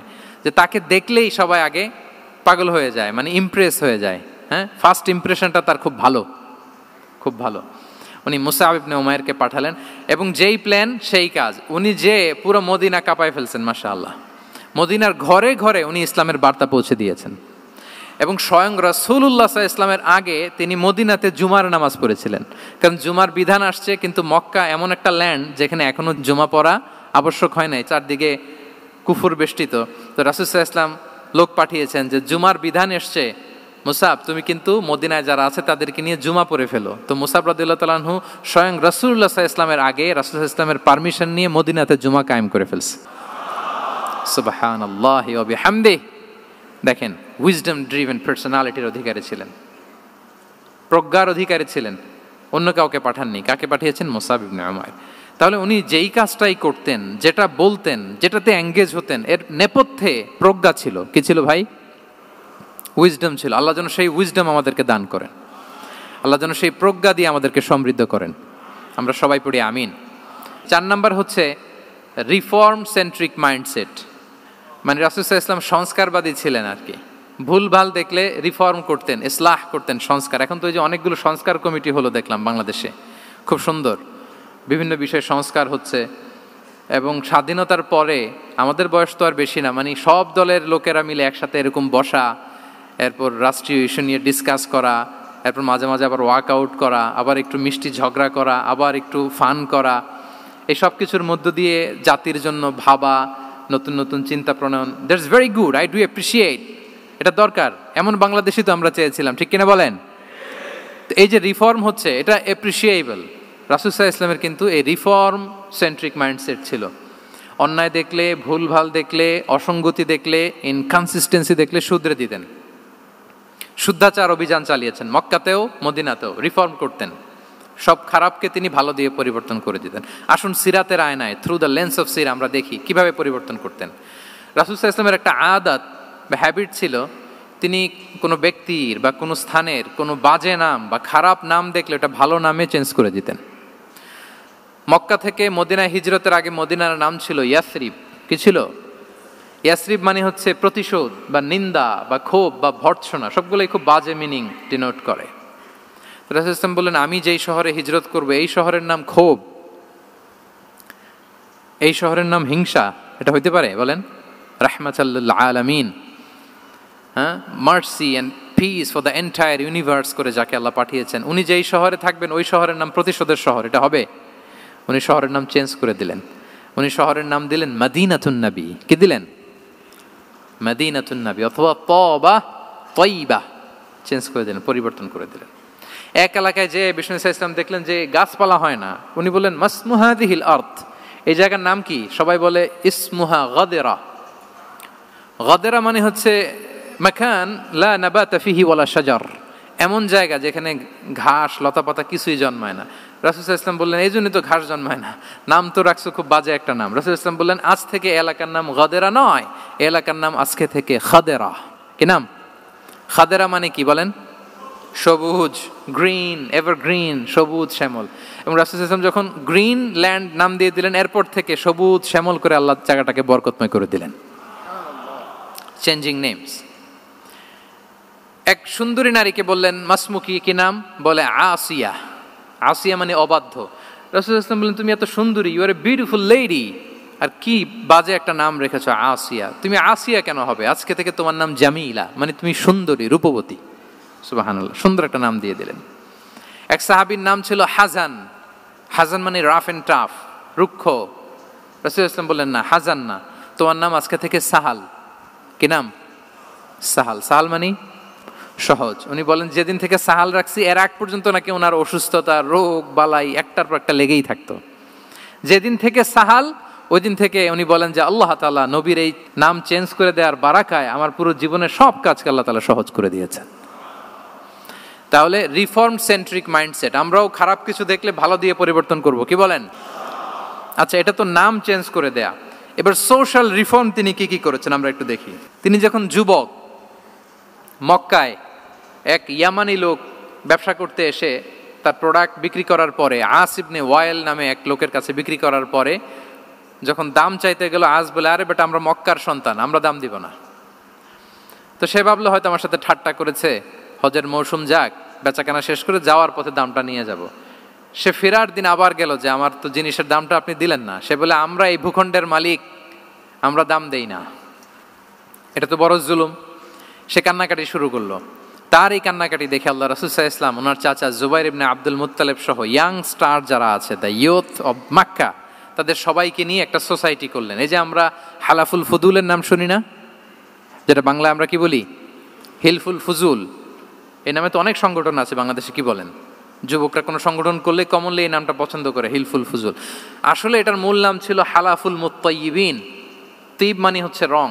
রাসূল সাল্লাল্লাহু আলাইহি ওয়াসাল্লাম সবাই মিলে, তখন জাহিলি যুগে একটা কালচার ছিল, বালতি ভর্তি রঙের ভেতরে হাত ঢুকিয়ে দিত, দিয়ে এই রং সমেত হাতটা তারা পাথরের মধ্যে লাগাতো, সবার হাত ওইখানে দিত, মানে আমরা হাতে হাত রেখে কমিটেড, আমরা ঐক্যবদ্ধ হলাম। সেখান থেকে হয়েছে হালাফুল মুত্তাইয়িবিন, থেকে হালাফুল ফুদুল। ওনারা বলল যে না, আমরা সবাই থাকবো মাআল মাজলুমি দিদ্দা যালিম, আমরা মজলুমের পক্ষে থাকবো, জালেমের বিপক্ষে থাকবো। এবং যেই প্রতিজ্ঞা ওই কাজ। সবাই মিলে আস ইবনে ওয়াইলকে ধরলো, তার কাছ থেকে টাকা আদায় করে ওই ইয়ামানি ব্যবসায়ীর কাছে পৌঁছে দিয়ে তিনি মাজলুমকে সহায়তা করেছেন। সুবহানাল্লাহ। এবং এই টেন্ডেন্সি, এই জুলুম, চাঁদাবাজি যেগুলো ছিল মক্কার জমিনে, রাসূল সাল্লাল্লাহু আলাইহি ওয়াসাল্লাম এই সোশ্যাল রিফর্মের মাধ্যমে এটাকে সংস্কার করেছেন। তাহলে এই যে রিফর্ম সেন্ট্রিক আমাদের হইতে হবে। আমাদের সমাজেও এখন চাঁদাবাজি আছে না নাই? বলেন। খুন খারাপি আছে না নাই? সামাজিক অনাচার। তাহলে ঐক্যবদ্ধ হইতে হবে আমাদেরকে রিফর্মের জন্য। যুবক যারা আমরা আছি, যাদেরকে আল্লাহ আমাদের বলার সুযোগ দিয়েছে, লেখার সুযোগ দিয়েছে, ফিল্ডে কাজের সুযোগ দিয়েছে, আমরা সবসময় মাজলুমের পক্ষে থাকব, আমরা সবসময় জালেমের বিপক্ষে থাকব। আমাদের নীরবতা আর আমাদের নিশ্চুপ থাকাই জালিমদেরকে আরো বড় বড় জালিম বানিয়েছে। এজন্য নাহনু মাআল মাজলুম দিদ্দাল জালিম, এটা হচ্ছে আমাদের স্লোগান। আমরা কাদের সাথে? মজলুমের সাথে। আওয়াজ করে বলেন, কার সাথে? ইত্তাকু দাওয়াতাল মাজলুম। রাসূলুল্লাহ সাল্লাল্লাহু আলাইহি ওয়াসাল্লাম বলেন, তোমরা মাজলুমের কান্নাকে ভয় করো, কেননা মাজলুমের কান্না আর আল্লাহর মাঝে কোনো ফারাক থাকে না, কোনো পর্দা থাকে না, বদদোয়া করলেই কবুল হয়ে যায়। তাহলে এভাবে রাসূলুল্লাহ সাল্লাল্লাহু আলাইহি ওয়া আলিহি ওয়াসাল্লাম তিনি সোশ্যাল রিফর্ম করেছেন। আমরা যদি ওনার পলিটিক্যাল রিফর্মের দিকে তাকাই তাহলে দেখব যে আমরা যদি কনস্টিটিউশন অফ মদিনার কথা বলি, মদিনার কনস্টিটিউশন, এটা কিন্তু রাসূল সাল্লাল্লাহু আলাইহি ওয়াসাল্লাম করেছেন। মদিনা চার্টার, এত চমৎকার চার্টার পৃথিবী আর দেখেনি। ওইটা থেকেই এখন সব গোটা বিশ্বের সংবিধান। এই যে আমাদের সংবিধান সংস্কার কমিশন আছে না একটা, নিশ্চয়ই তারা ওইটা থেকে অনেক বেনিফিটেড হতে পারবেন। আমাদের যে মদিনা চার্টার রাসূল সাল্লাল্লাহু আলাইহি ওয়াসাল্লাম নিজে করা, এবং এটা একটা ইনক্লুসিভ চার্টার ছিল। মুসলিম, পেগানস, জুইশ, সব ধর্মের মানুষকে নিয়ে তিনি মদিনাতে ওয়ান উম্মা ঘোষণা দিয়েছিলেন। One Umma, we are one উম্মা। হোক তুমি পেগান মুশরিক, হোক তুমি জুইশ মানে ইহুদি, হোক তুমি মুসলিম, তুমি যেই ধর্মের হও না কেন, মদিনাকে রক্ষা করতে যে আমরা সবাই মিলে উম্মা ওয়াহেদা, আমরা সবাই মিলে কি উম্মা ওয়াহেদা। পৃথিবীর অনেক দেশ এই আইডিওলজিকে ধারণ করে হু হু করে এগিয়ে গিয়েছে। মালয়েশিয়াতে 3টা রেস, আমি তো প্রায় এক যুগ ওখানে, আমার 2টা ডিগ্রি ওখান থেকে, মাস্টার্স পিএইচডি। সো আমি কাছ থেকে তাদেরকে দেখার সুযোগ পেয়েছি। ওখানে মালয়েরা আছে, তামিলরা আছে, চাইনিজরা আছে, 3 জাতি মিলে ওদের স্লোগান হচ্ছে সাতু মালয়েশিয়া। মালয় ভাষায় সাতু মানে হচ্ছে ওয়ান, মালয় ভাষায় সাতু মানে কি ওয়ান। সাতু মালয়েশিয়া মানে আমরা হতে পারি চাইনিজ, হতে পারি তামিল, কিংবা হতে পারি মালয় ভূমিপুত্রা, কিন্তু সবাই মিলে দেশের স্বার্থে আমরা সবাই কি এক। এটাই লাগবে আমাদের নতুন বাংলাদেশে। জুলাই আপরাইজিং এর পরে আমাদের এই ঐক্যবদ্ধ থাকার বাংলাদেশ আমরা চাই কি চাই না বলেন? সাম্রাজ্যবাদকে রুখে দিতে, যে কোনো ষড়যন্ত্রকে রুখে দিতে ঐক্যবদ্ধ থাকার কোনো বিকল্প নাই, ঠিক কিনা বলেন? ঐক্যবদ্ধ থাকতে হবে আমাদেরকে, যেটা রাসূলুল্লাহ সাল্লাল্লাহু আলাইহি ওয়া আলিহি ওয়াসাল্লাম মদিনা চার্টারে আমাদেরকে শিখিয়েছেন যে আমরা ওয়ান উম্মাহ। তাহলে খারাপ নাম দেখলে চেঞ্জ করতেন, পলিটিক্যাল রিফর্ম করেছেন ওয়ান উম্মাহ গঠনের মধ্য দিয়ে। ফিনান্সিয়াল রিফর্ম যদি বলি, শুধু financial reforms by prophet Muhammad peace be upon him, এটা নিয়ে লম্বা কথা বলা যেতে পারে। শুধু একটা উদাহরণ দিয়ে শেষ করি। বিদায় হজের ভাষণে উনি সুদকে চিরতরে কবরস্থ করেছেন, সুদকে চিরতরে কবরস্থ করেছেন, এবং এটা অন্যের জন্য না, নিজের ঘর দিয়ে শুরু করেছেন। উনি বলেছেন যে এই হানাহানি রক্তপাত এটা বন্ধ, আমার গোত্রের একটা এরকম রক্তের দাবি আছে, এটা আমি শেষ ঘোষণা করলাম। এরপর বললেন যে সুদ কবর দিলাম, অন্য জায়গা থেকে না, আমার পরিবার থেকে। রাসূল ইসলামের চাচা স্বয়ং আব্বাস রাদিয়াল্লাহু তাআলা আনহুর অনেক সুদের ট্রানজ্যাকশন ছিল, ইন্টারেস্ট, সুদের ব্যবসা ছিল। রাসূল ইসলাম বলেন আজকে থেকে এই সুদ আমি চিরতরে মাটির নিচে কবর দিয়ে দিলাম। আল্লাহু আকবার। দেখেন সোশ্যাল রিফর্ম। তাহলে পরিবর্তন করতে হলে আগে নিজের ঘর থেকে, আগে কোত্থেকে? নাকি ওই ফ্যামিলি থেকে?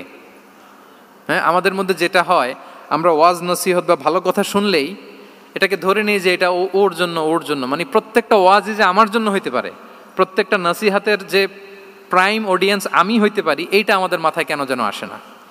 আমরা কোনো ভালো নসিহত শুনলে আমরা ভাবি এটা আসলে সমাজে দরকার, ওর দরকার, আমার ভাইয়ের দরকার, কিন্তু এটা যে আমার দরকার, প্রতিটা নাসিহাতের প্রথম অডিয়েন্স হওয়া দরকার কে?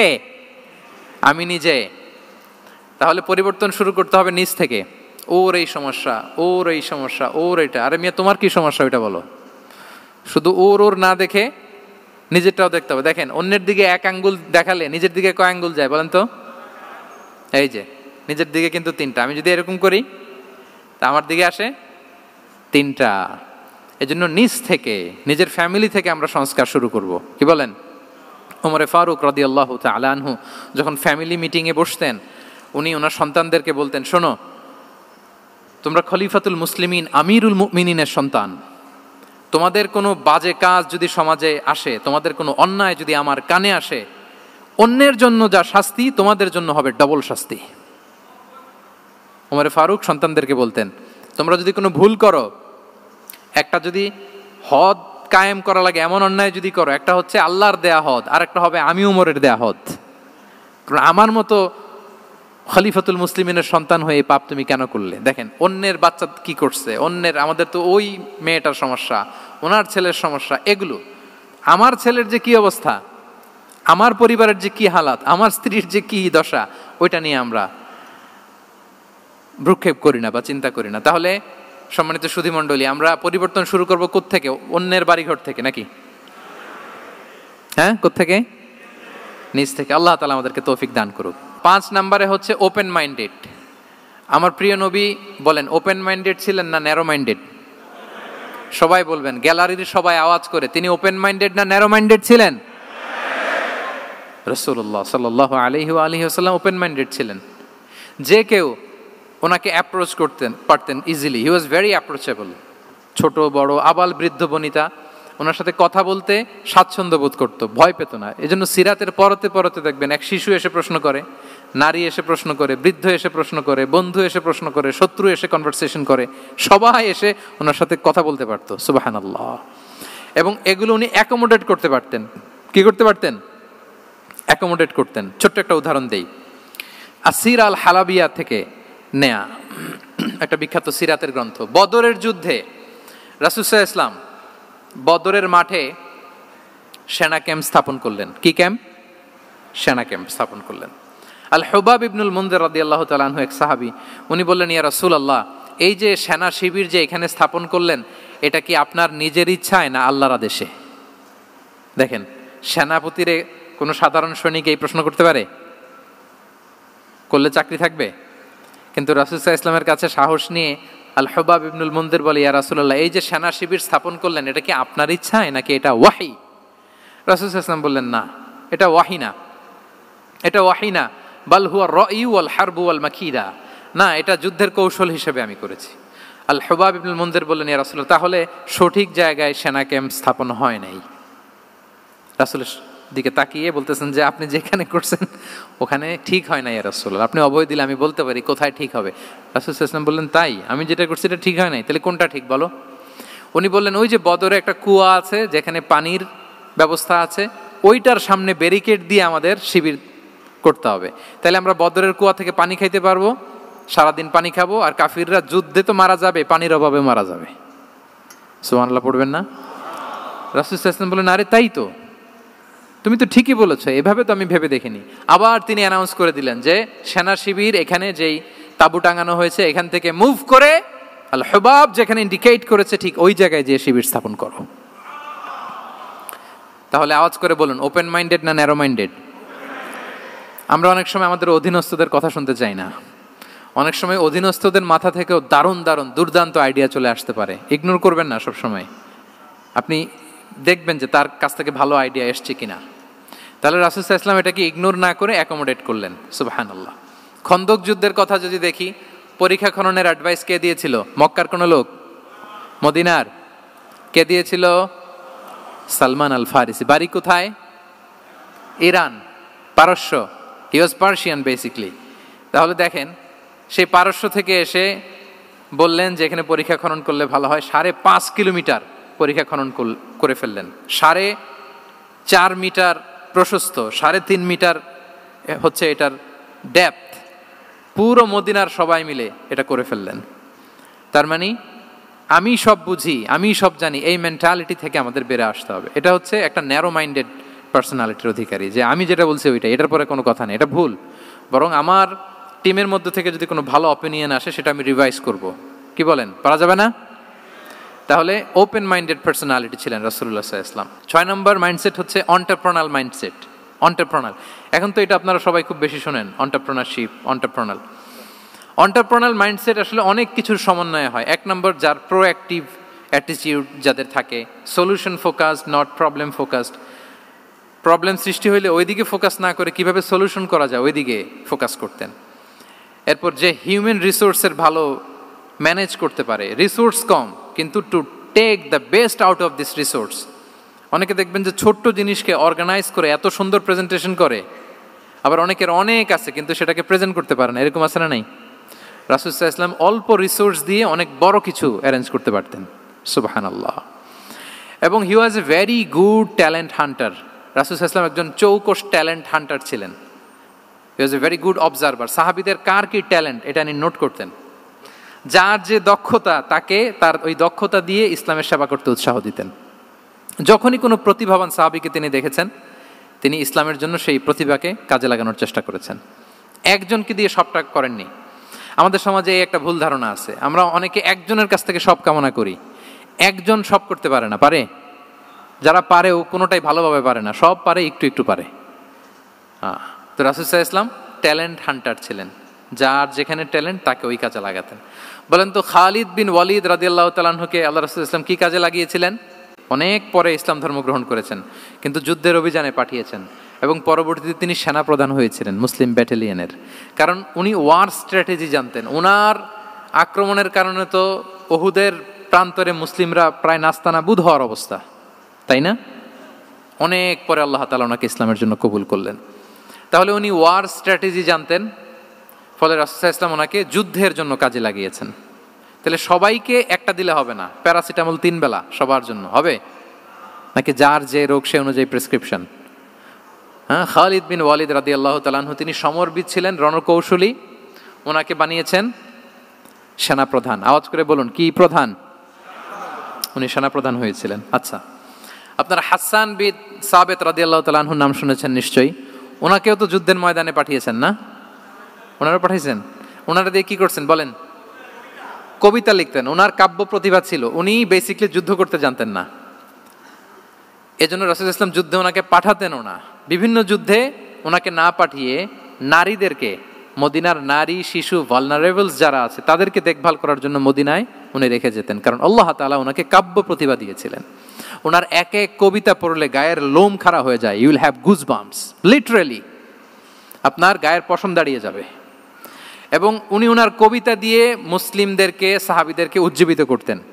মসজিদে নববীতে আল্লাহ রাসূল সাল্লাল্লাহু আলাইহি ওয়াসাল্লাম ওনার মিম্বারের পাশে শুধু হাসান বিন সাবিতের রাদিয়াল্লাহু তাআলা আনহুর জন্য আলাদা একটা মিম্বার বানিয়েছিলেন, যে হাসান তুমি ওখানে উঠে কবিতা লিখে আমার সাহাবাদেরকে উজ্জীবিত করবে জিহাদের জন্য। আল্লাহু আকবার। তাহলে একজনকে সেনাপ্রধান, আরেকজনকে জাতীয় কবি, আরেকজনকে হাসান বিন সাবিত রাদিয়াল্লাহু তাআলা আনহুকে কি বানালেন? জাতীয় কবি বানালেন। আচ্ছা, হুযাইফা ইবনুল ইয়ামান রাদিয়াল্লাহু তাআলা আনহু, ওনার ছিল ডিটেকটিভ মাইন্ড, এজন্য ওনাকে রাসূল সাল্লাল্লাহু আলাইহি ওয়াসাল্লাম মদিনার গোয়েন্দা বিভাগের প্রধান বানিয়েছেন, হেড অফ ডিটেকটিভ ডিভিশন। হুযাইফা ইবনুল ইয়ামান ছিলেন মদিনার কি? হেড অফ ইন্টেলিজেন্স, গোয়েন্দা বিভাগের প্রধান। মুআয ইবনে জাবাল রাদিয়াল্লাহু তাআলা আনহু প্রশাসনিক কাজ খুব ভালো বুঝতেন। মদিনার সবচাইতে বড় সিনিয়র আমলা ছিলেন মদিনা রাষ্ট্রের। মদিনা রাষ্ট্রের সবচাইতে সিনিয়র আমলা মুআয ইবনে জাবাল রাদিয়াল্লাহু তাআলা আনহুকে রাসূল সাল্লাল্লাহু আলাইহি ওয়াসাল্লাম কবিতা লেখার দায়িত্বও দেন নাই, গোয়েন্দাগিরি করতে দেন নাই, ওনাকে ইয়ামানের গভর্নর করে পাঠিয়েছেন।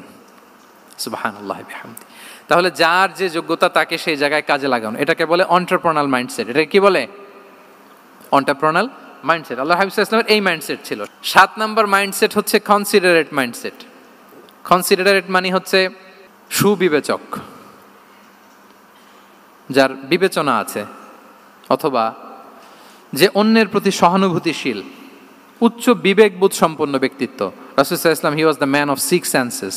ওনার 6টা সেন্স কাজ করতে একসাথে। কয়টা? আমাদের করে কয়টা?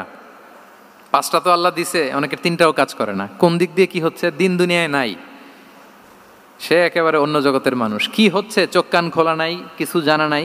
কিন্তু রাসূল সাল্লাল্লাহু আলাইহি ওয়াসাল্লাম he was man of 6 senses. চারদিকে কোথায় কি হচ্ছে, কার একটু অসুবিধা হয়ে যাচ্ছে, কার একটু সমস্যা, খুব অন্যের ব্যথায় ব্যথিত ছিলেন, অন্যের দুঃখে দুঃখী ছিলেন, অন্যের প্রতি সহানুভূতি ছিলেন। ম্যান অফ 6 সেন্সেস ছিলেন তিনি। সিরাত থেকে 2-একটা উদাহরণ দেখেন। একবার রাতের নামাজ, সম্ভবত এশার নামাজ, খুব ছোট্ট করে শেষ করে দিলেন। তো সাহাবারা জিজ্ঞেস করলেন, ইয়া রাসূলুল্লাহ, নামাজ তো এত তাড়াহুড়ো করতে আপনাকে কখনো দেখিনি। তিনি বললেন, আমি নামাজের মাঝখানে এক ছোট্ট বাচ্চার কান্না শুনেছি। আনাস রাদিয়াল্লাহু বর্ণনা করেন যে কানা রাসূলুল্লাহ সাল্লাল্লাহু আলাইহি ওয়াসাল্লাম ইয়াসমাউ বুকা আস-সাবিয়্যি মা উম্মি। আমি যখন নামাজে ইমামতি করছি, পেছনে মহিলাদের কাতারের ওখান থেকে একটা ছোট্ট শিশুর কান্নার আওয়াজ আমার কানে আসলো। দেখেন কি সেন্স। তো আমার মনে হচ্ছিল বাচ্চার কান্নায় পেছনের কাতারে মায়ের বড্ড কষ্ট হচ্ছে। যেই মাটা বাচ্চাটাকে নিয়ে এসছে উইমেন প্রেয়ার হলে, তাকে বাচ্চাটাকে ম্যানেজ করতে বা সামলাতে মায়ের বড্ড কষ্ট হয়ে যাচ্ছে আমার মনে হচ্ছে। এজন্য আমি নামাজটা একটু শর্টকাটে শেষ করে দিয়েছি। Could you imagine that? কি নবী আমরা পেয়েছি, কিরকম কনসিডারেট ছিলেন, কতটা সুবিবেচক ছিলেন, অন্যের প্রতি কতটা সহানুভূতিশীল ছিলেন তিনি, অন্যের যাতে কোনো সমস্যা না হয় এটা খেয়াল করতেন। মুআয ইবনে জাবাল রাদিয়াল্লাহু তাআলা আনহুকে মদিনার পাশেই এক মসজিদের ইমাম করে পাঠালেন। উনি ইমামতির দায়িত্ব পেয়ে একবার মাগরিবের নামাজে সূরা বাকারা তেলাওয়াত শুরু করলেন। তো ওনার হয়তো তেলাওয়াত করতে করতে একটা ইমোশন চলে আসছে, উনি তো সুরের ঝংকার দিয়ে তেলাওয়াত করতেছেন। এখন পেছনে যারা মুসল্লি ছিল এরা ছিল সব কৃষিজীবী সাহাবী। এরা কি ছিল? সারা দিন ওট দিয়ে খেজুর গাছে পানি দিয়ে যান যায় কোনো রকম ফরজ পেরে যায় ঘুমাইতে হবে। এই সাহাবীরা যখন পিছনে দাঁড়াইছে আর উনি ধরছে কোন সূরা? সূরাতুল বাকারা।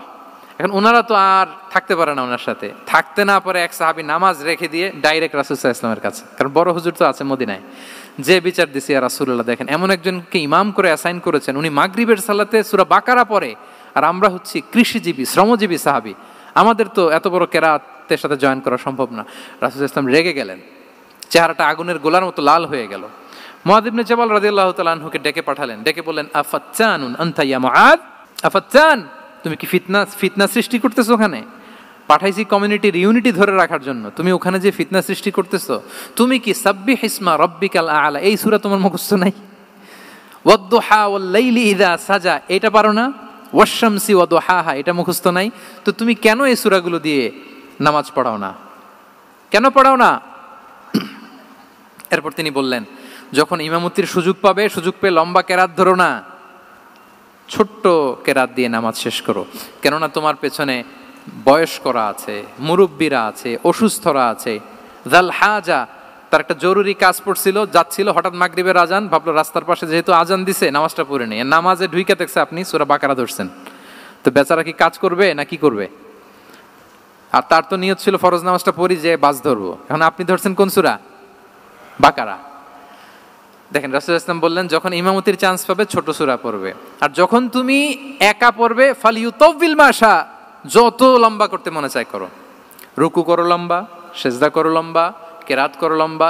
রাসূল সাল্লাল্লাহু আলাইহি ওয়াসাল্লাম তো রাতে আধা ঘন্টা 40 মিনিট প্রথম রাকাতে কেরাত পড়তেন, এরপরে আবার 40 মিনিট রুকুতে থাকতেন, রুকু থেকে দাঁড়ায় আবার 40 মিনিট, আবার সেজদায় যেয়ে 40 মিনিট, এরপরে সেজদা থেকে 2 সেজদার মাঝখানে আবার 40 মিনিট, 2 রাকাত দিয়ে এরকম রাতও শেষ করে দিয়েছেন।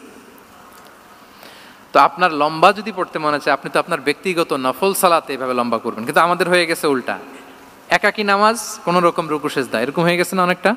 কিন্তু ইমামতির সুযোগ পেলে মাশাআল্লাহ, আল্লাহু আকবার, এইবার শুরু হয়েছে শাইখ সুদাইসির কণ্ঠে এই লম্বা করে। এখন পেছনে মুসল্লিদের কি দশা ওইটা আর আমরা খেয়াল করি না। না, আমাদেরকে অন্যের প্রতি সহানুভূতিশীল হতে শিখিয়েছে ইসলাম, কনসিডারেট হতে শিখিয়েছে, সুবিবেচক হতে শিখিয়েছে, যেটা রাসূল সাল্লাল্লাহু আলাইহি ওয়াসাল্লাম করেছেন। এবং রাসূল সাল্লাল্লাহু আলাইহি ওয়াসাল্লাম কোনো কাজে কাউকে পাঠালে ওনার বিখ্যাত সে বাণীটা বলে দিতেন যে ইয়াসসিরু ওয়ালা তুআসসিরু বাশশিরু ওয়ালা তুনাফিরু, সহজ করে উপস্থাপন করো, কঠিন করো না। সুসংবাদ দিও, মানুষকে দিন থেকে ভাগিও না। আমরা মানুষকে ভয় দেখাই, আমরা এত কঠিন করে ইসলামকে উপস্থাপন করি, মানুষ বলে আগে যেটা করতাম ওইটাই ভালো। তো আমরা যেন দিনকে কঠিন না করি, আমাদের কোনো অ্যাটিটিউডের কারণে যেন মানুষ ইসলাম থেকে ভেগে না যায়। আরেকটা উদাহরণ দেখুন, একবার মাগরিবের কিংবা এশার নামাজে রাসূল সাল্লাল্লাহু আলাইহি ওয়াসাল্লাম লম্বা সেজদা দিলেন। এত লম্বা সেজদা তিনি কখনো দেন না। নামাজ শেষে সাহাবারা জিজ্ঞেস করলেন, ইয়া রাসূলুল্লাহ, আপনি কি নামাজের মাঝখানে অসুস্থ হয়ে গেলেন নাকি? অথবা কোরআনের আয়াত নাজিল হলো নাকি, ওহী নাজিল হলো নাকি? রাসূল সাল্লাল্লাহু আলাইহি ওয়াসাল্লাম বললেন, কুল্লু যালিকা লাম ইয়াকুন ওয়ালাকিন্নাবনি ইরতাহালানি ওয়া কারিহতু আন উআজ্জিলাহু হাত্তা ইয়াকদিয়া হাজাতাহ। বললেন না, অসুস্থ হই নাই, ওহীও নাজিল হয় নাই। আমি যখন সেজদায় গিয়েছি, আমার 2 ছোট নাতি হাসান হোসেন আমার কাঁধের উপরে চেপে বসেছে। যতক্ষণ না ওরা খেলা শেষ না করে নিচে নেমেছে, আমি সেজদায় লুটিয়েছিলাম, নেমেছে এরপরে মাথা উঠিয়েছি। আমার মাথা উঠানোর কারণে ওদের খেলার একটু ডিস্টার্ব হবে, এজন্য আমি আর সেজদা থেকে মাথা উঠাই নাই। দেখেন, নাতির খেলার যেন ডিস্টার্ব না হয়। পেছনের মহিলা সারির এক বোনের নামাজের সমস্যা হচ্ছে, এগুলো উনি খেয়াল করতেন, ছোট্ট ছোট্ট বিষয়গুলো উনি খেয়াল করতেন। এটাকে বলে কনসিডারেট মাইন্ডসেট। কি বলে? তাহলে আমরা অন্যের প্রতি যেন সহানুভূতিশীল হই, নাকি শুধু নিজেরটাই দেখব? অন্যেরটা দেখার দরকার আছে না নাই বলেন? 8 নাম্বার হচ্ছে ট্রান্সপারেন্সি। ট্রান্সপারেন্সি মানে হচ্ছে স্বচ্ছতা। ওনার জীবনের চাইতে, ওনার বায়োগ্রাফির চাইতে স্বচ্ছ বায়োগ্রাফি আপনি পাবেন না। no public and private dividation. And in the long history of time, no one's life has been recorded more transparently than the life of Prophet Muhammad sallallahu alaihi wasallam. রাসূল সাল্লাল্লাহু আলাইহি ওয়াসাল্লামের চেয়ে বেশি পৃথিবীতে এমন সেকেন্ড কোনো পার্সন আপনি দেখাতে পারবেন না যার জীবনে সবকিছু রেকর্ডেড, সবকিছু রেকর্ডেড। এরকম আছে? ঘরে কি করেছেন, বাইরে কি করেছেন, স্ত্রীর সাথে কি করেছেন, বন্ধুর সাথে কি করেছেন, সাহাবাদের সাথে কি করেছেন, শত্রুর সাথে কি করেছেন, অল আর রেকর্ডেড, সব এন্ড ক্রিস্টাল ক্লিয়ার, একেবারে স্বচ্ছ পানির মতো, স্ফটিক কাচের মতো ক্লিয়ার, ট্রান্সপারেন্ট। ওনার সব কাজে উনি স্বচ্ছতা বজায় রাখতে চাইতেন। কতটা স্বচ্ছ ছিলেন একটা মজার ঘটনা শোনায় আপনাদেরকে। সহিহ বুখারীতে এসছে, রমাদানের শেষ 10 দিন, দ্য লাস্ট 10 days অফ রমাদানে তিনি ইতিকাফ করতেন। তো ইতিকাফ অবস্থায় স্ত্রীরা এসে রাতে দেখা করে যেত, জরুরি কথা আলাপ থাকলে সেরে যেত। একবার রাতে সফিয়া বিনতে হুয়াই ইবনে আখতাব রাদিয়াল্লাহু তাআলা আনহা আসলেন, ওনার স্ত্রী। কথা হলো এবার ওনাকে একটু এগিয়ে দিবেন, মসজিদ থেকে রাসূল ইসলাম বারান্দার দিকে পাশ দিয়ে আসলেন এগিয়ে দেওয়ার জন্য।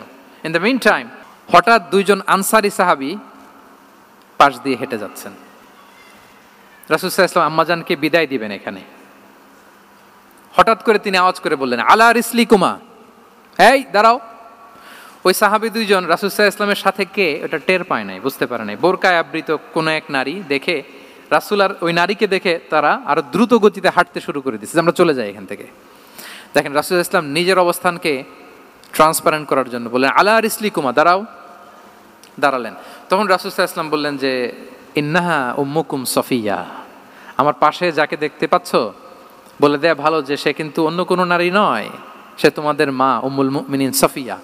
সাহাবারা বলে, সুবহানাল্লাহ ইয়া রাসূলুল্লাহ, ইয়া রাসূলুল্লাহ, এ কেমন কথা, আপনি কেন আমাদের কাছে জবাবদিহি করতে যাচ্ছেন বা ক্লারিফাই করছেন? আপনার পাশে কোনো নারী এত রাতে যদি দাঁড়িয়ে থাকে, তিনি তো আমাদের মাদের মধ্যে থেকেই তো একজন হবেন, কেন আপনি বলতেছেন? তখন রাসূল সাল্লাল্লাহু আলাইহি ওয়াসাল্লাম বললেন যে, না, ইন্না শাইতানা ইয়াজরি মিনাল ইনসানি মাজরাদ দাম, শয়তান মানুষের রগে রগে চলাচল করে। ওয়া ইন্নী খাশিতু আই ইউকযিফা ফি কুলুবিকুমা শাররান, আরেক বর্ণনায় আছে শাইআন, আমার ভয় হয় হয়তো শয়তান কোনো সন্দেহের উদ্রেক তোমাদের হৃদয়ে ঢুকায় দিতে পারে। সুবহানাল্লাহ। এজন্য আমি ক্লিয়ার করে দিলাম, এটা আমার বউ, আমার স্ত্রী, তোমাদের মা সফিয়া। দুজন সাহাবী যদি চলে যায়, এমন হতেই পারতো বাড়িতে যে একজন আরেকজনকে জিজ্ঞেস করতে পারতো যে, আচ্ছা নবীর পাশে যে কালো বোরকা পরা মহিলাটা ছিল দেখছো না, এটা কে? তখন একজন হয়তো বলতো, কে আর হবে, আমাদের মাই তো হবে, কোনো এক মা। আরেকজন বলবে, আমাদের উম্মুল মুমিনিনের কেউ ছিল নাকি অন্য কেউ? এরকম একটা হুট করে সন্দেহের উদ্রেক মাথায় আসতে পারে না যে ওনার স্ত্রী ছিল না অন্য কেউ ছিল? আসতে পারে কি পারে না বলেন? ওই সন্দেহের অবকাশটুকু রাসূল সাল্লাল্লাহু আলাইহি ওয়াসাল্লাম রাখেন নাই। উনি বলে দিলেন যে এটা তোমাদের মা, এটা সফিয়া। এই সন্দেহের অবকাশের কোনো সুযোগ নাই। তাহলে রাসূল সাল্লাল্লাহু আলাইহি ওয়াসাল্লামের পুরো লাইফ ছিল ট্রান্সপারেন্ট, একেবারে স্বচ্ছ। তাহলে রাসূল সাল্লাল্লাহু আলাইহি ওয়াসাল্লামের লাইফ তিনি কত স্বচ্ছতার সাথে কাটিয়েছেন, এটা ক্লিয়ার না আমাদের সাথে? Transparent mindset. 9 নাম্বার হচ্ছে অ্যাপ্রিশিয়েটিভ, অর্থাৎ অন্যের প্রশংসা করা। আমরা অনেক সময় অন্য কেউ ভালো কাজ করলে অ্যাপ্রিশিয়েট করতে চাই না, আমরা গুণমুগ্ধ হই কিন্তু গুণগ্রাহী হতে চাই না, অন্যরে ক্রেডিট দিতে চাই না, তার ভালো কাজের স্বীকৃতি দিতে চাই না। হয়তো আমার দলের লোক না, বা আমার চিন্তার লোক না, বা আমার সার্কেলের লোক না, তার প্রশংসা করতে চাই না, তার গুণগ্রাহী হতে চাই না। এরকম মেন্টালিটি আমরা অনেকে ক্যারি করি না? রাসূল সাল্লাল্লাহু আলাইহি ওয়াসাল্লাম এটা করেননি। ভালো কিছু দেখলে মুসলিম হোক অমুসলিম হোক অ্যাপ্রিশিয়েট করতেন। Basically he develop the culture of appreciation. এটা আমাদের করতে হবে। আপনার ছেলে ভালো কিছু করেছে, অ্যাপ্রিশিয়েট করেন, ও কনফিডেন্স ফিরে পাবে। আপনার স্ত্রী ভালো রান্না করেছে, অ্যাপ্রিশিয়েট করেন, সে আনন্দিত হবে।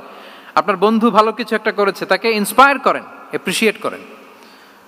রাসূল সাল্লাল্লাহু আলাইহি ওয়াসাল্লাম একবার এক বৈঠকে 8 জন সাহাবীকে 8টা কমপ্লিমেন্ট দিয়েছেন, 8টা অ্যাপ্রিসিয়েশন দিয়েছেন। তিনি বলেছেন, আরহামু উম্মতি বি উম্মতি আবু বকর।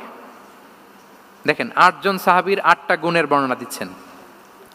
তিনি বললেন, আমার উম্মতের মধ্যে সবচাইতে রহম দিলের সাহাবী হচ্ছে কে? আবু বকর রাদিয়াল্লাহু তাআলা। এত রহম দিলের ছিলেন, উনি যখন আল্লাহ রাসূল সাল্লাল্লাহু আলাইহি ওয়াসাল্লামের ইন্তেকালের পরে মসজিদে নববীতে যখন নামাজে দাঁড়াতেন, কান্নার চোটে উনি কেরাতই পড়তে পারতেন না। কমপ্লেন করতো সাহাবারা যে আমরা তো কেরাত বুঝি না, একটু স্পষ্ট করে পড়েন, কান্না একটু থামান। কেন কাঁদতেন? কারণ উনি যখন নামাজে দাঁড়াতেন ওনার ফিলিংসটা হতো এরকম যে, কাইফা আকুমু মাকামা রাসূলিল্লাহ, আমি রাসূলের জায়গায় কিভাবে দাঁড়াই? এখানে তো আমার রাসূল দাঁড়িয়ে ইমামতি করেছেন, আমি নবীর জায়গায় দাঁড়িয়ে কিভাবে নামাজটা পড়াই? এই অনুভব থেকে উনি যে কাঁদতে শুরু করতেন, এই কান্নার ধাক্কায় উনি আর তেলাওয়াতই আগাতে পারতেন না। আরহামু উম্মতি বিউম্মতি আবু বকর, আমার উম্মতের মধ্যে সবচাইতে রহম দিলের হচ্ছেন আবু বকর। ও আসাদ্দুহুম ফি আমরিল্লাহি উমর, দেখেন প্রশংসা করতেছেন। আর আমার উম্মতের মধ্যে আল্লাহর দিন বাস্তবায়নে সবচাইতে কঠোর হচ্ছে ওমর। মুনাফিকরা ওনাকে জমের মতো ভয় পেত, ইভেন শয়তান ভয় পেত। রাসূল সাল্লাল্লাহু আলাইহি ওয়াসাল্লাম বলেন, ওমর তুমি যদি এই রাস্তা দিয়ে হাঁটো, শয়তান যদি দেখতে পায়, শয়তান এই রাস্তা রেখে দিয়ে অন্য কোনো রাস্তা থাকলে ওইটা দিয়ে হাঁটে। সুবহানাল্লাহি বিহামদি। আমাদের অনেক সময় এমন হয় না যে আমাদের বাচ্চারা, ছেলেমেয়েরা খেতে চায় না, আমাদের নাতি নাতনিরা খেতে চায় না, মায়েরা খাবার নিয়ে পেছনে পেছনে ঘুরে, আর তখন ভয় দেখায়, এই রাত্রিবেলা তাড়াতাড়ি খাও, ওই যে বাঘ আসবে বাঘ, বিড়াল আসবে বিড়াল, তাড়াতাড়ি না খেলে কিন্তু ভূত আসবে ভূত, এরকম বলেন আপনারা? বলেন না? এই দায়িত্ব তো আপনাদের কাঁধে থাকে না? তো ওই যে আমাদের বোনরা বলতে পারবে, বোনরা খাবার নিয়ে ঠিকই রাত্রিবেলায় বাচ্চাদের পেছনে পেছনে এরকম দৌড়াতে হয়। তো কি বলতে হয় যে এই ভূত আসলো ভূত, ওই যে বিড়াল আসলো বিড়াল, কুকুর আসলো, এইগুলো বললে বাচ্চারা আবার ভয় পায়, তাড়াতাড়ি করে খায়। তো মদিনাতেও মদিনার বাচ্চারা খেতে চাইতো না। তো খেতে না চাইলে মায়েরা ভূত আসতেছে, ভাল্লুক আসতেছে, এগুলো না বলে বলতো, হা হুয়া ইয়াতি উমর, ইয়াতি উমর, তাড়াতাড়ি খাও তাড়াতাড়ি খাও, ওই যে ওমর আসতেছে ওমর। সুবহানাল্লাহি বিহামদি। ওয়া আশাদ্দুহুম ফি আমরিল্লাহি উমর, আল্লাহর দিন বাস্তবায়নে সবচাইতে কঠোর ছিলেন ওমর রাদিয়াল্লাহু তাআলা আনহু। ওয়া আসদাকুহুম হায়াআন উসমান, সবচেয়ে লাজুক সাহাবী ছিলেন উসমান রাদিয়াল্লাহু তাআলা আনহু। শুধু অর্থ বলে যাই। ওয়া আকরাউহুম লিকিতাবিল্লাহি উবাই ইবনে কাব, সবচেয়ে কোরআনের ভালো কেরাত পড়তে পারতেন উবাই ইবনে কাব।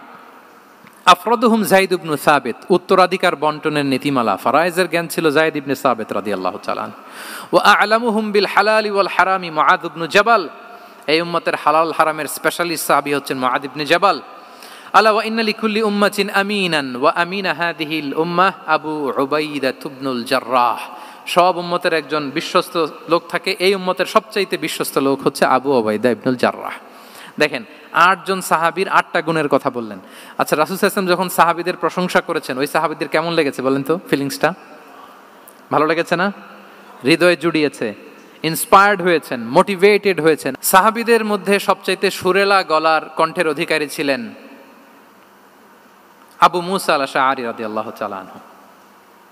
তো রাসূল সাল্লাল্লাহু আলাইহি ওয়াসাল্লাম একবার রাত্রিবেলা তার বাসার পাশ দিয়ে যাচ্ছিলেন, দীর্ঘ সময় ওনার কণ্ঠের তেলাওয়াত শুনলেন। পরের দিন সকালে বললেন যে, আবু মুসা তুমি তো চমৎকার গলায় তেলাওয়াত করো।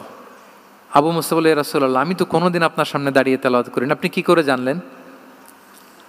রাসূল সাল্লাল্লাহু আলাইহি ওয়াসাল্লাম বললেন, গত রাতে তুমি যখন তেলাওয়াত করছিলে, আমি তোমার ঘরের পাশ দিয়ে যাচ্ছিলাম, আমি মনোযোগ দিয়ে শুনেছি। আবু মুসা বলে, ইয়া রাসূলুল্লাহ আপনি আমার তেলাওয়াত শুনতেছেন, ওইটা জানলে তো আমি ফজর পর্যন্ত তেলাওয়াত চালিয়ে যেতাম, হাত্তাল ফাজর আমি তেলাওয়াত চালিয়ে যেতাম ইয়া রাসূলুল্লাহ।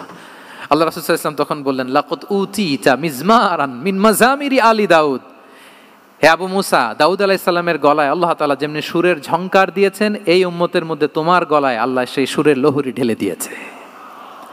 বলেন এই অ্যাপ্রিসিয়েশন যখন রাসূলের মুখ থেকে পাইলো কেমন লাগবে ওনার?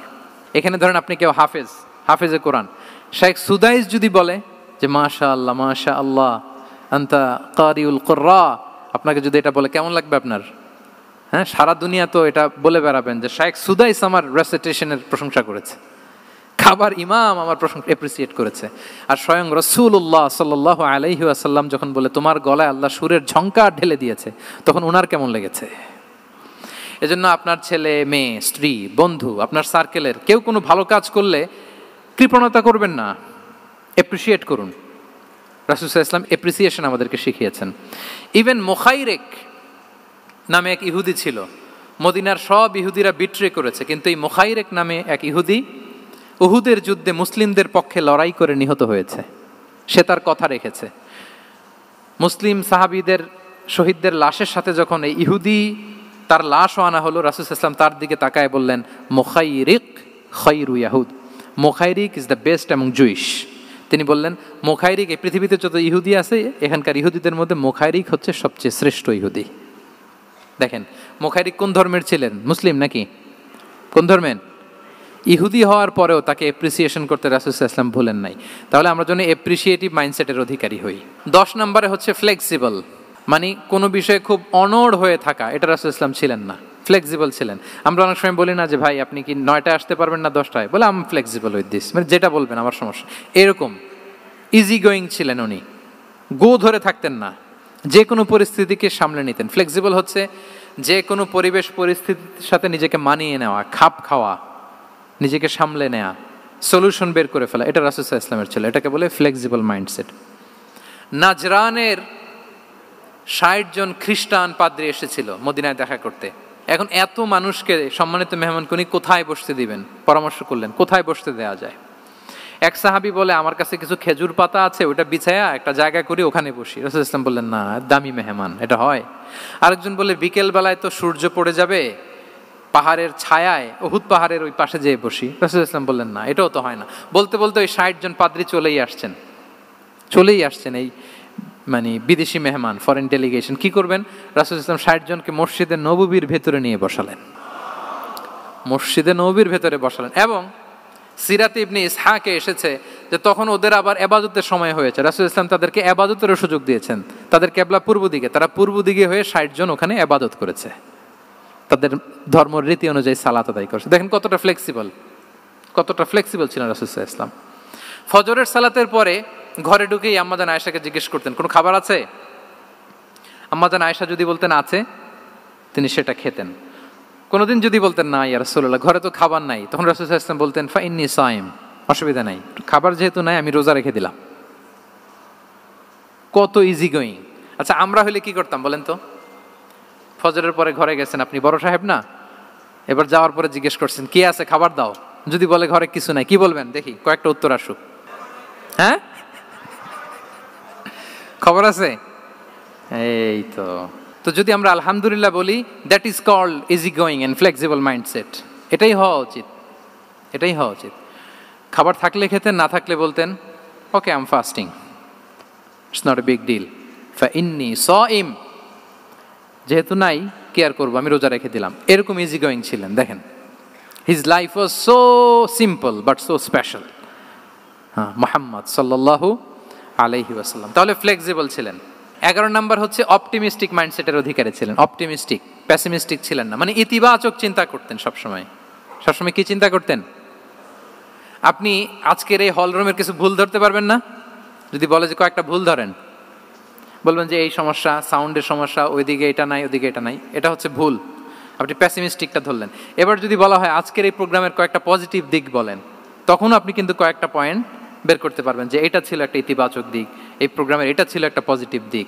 তো রাসূল সাল্লাল্লাহু আলাইহি ওয়াসাল্লাম ওই পজিটিভ দিকগুলোতে ফোকাস করতেন। Come back positive, not go back negative. রাসূল সাল্লাল্লাহু আলাইহি ওয়াসাল্লামের কাছে এসে যদি কেউ বলতে, ইয়া রাসূলুল্লাহ আমি খুব অসুস্থ, রাসূল সাল্লাল্লাহু আলাইহি ওয়াসাল্লাম বলতেন, লা বাসা আলাইকা তুহুরুন ইনশাআল্লাহ।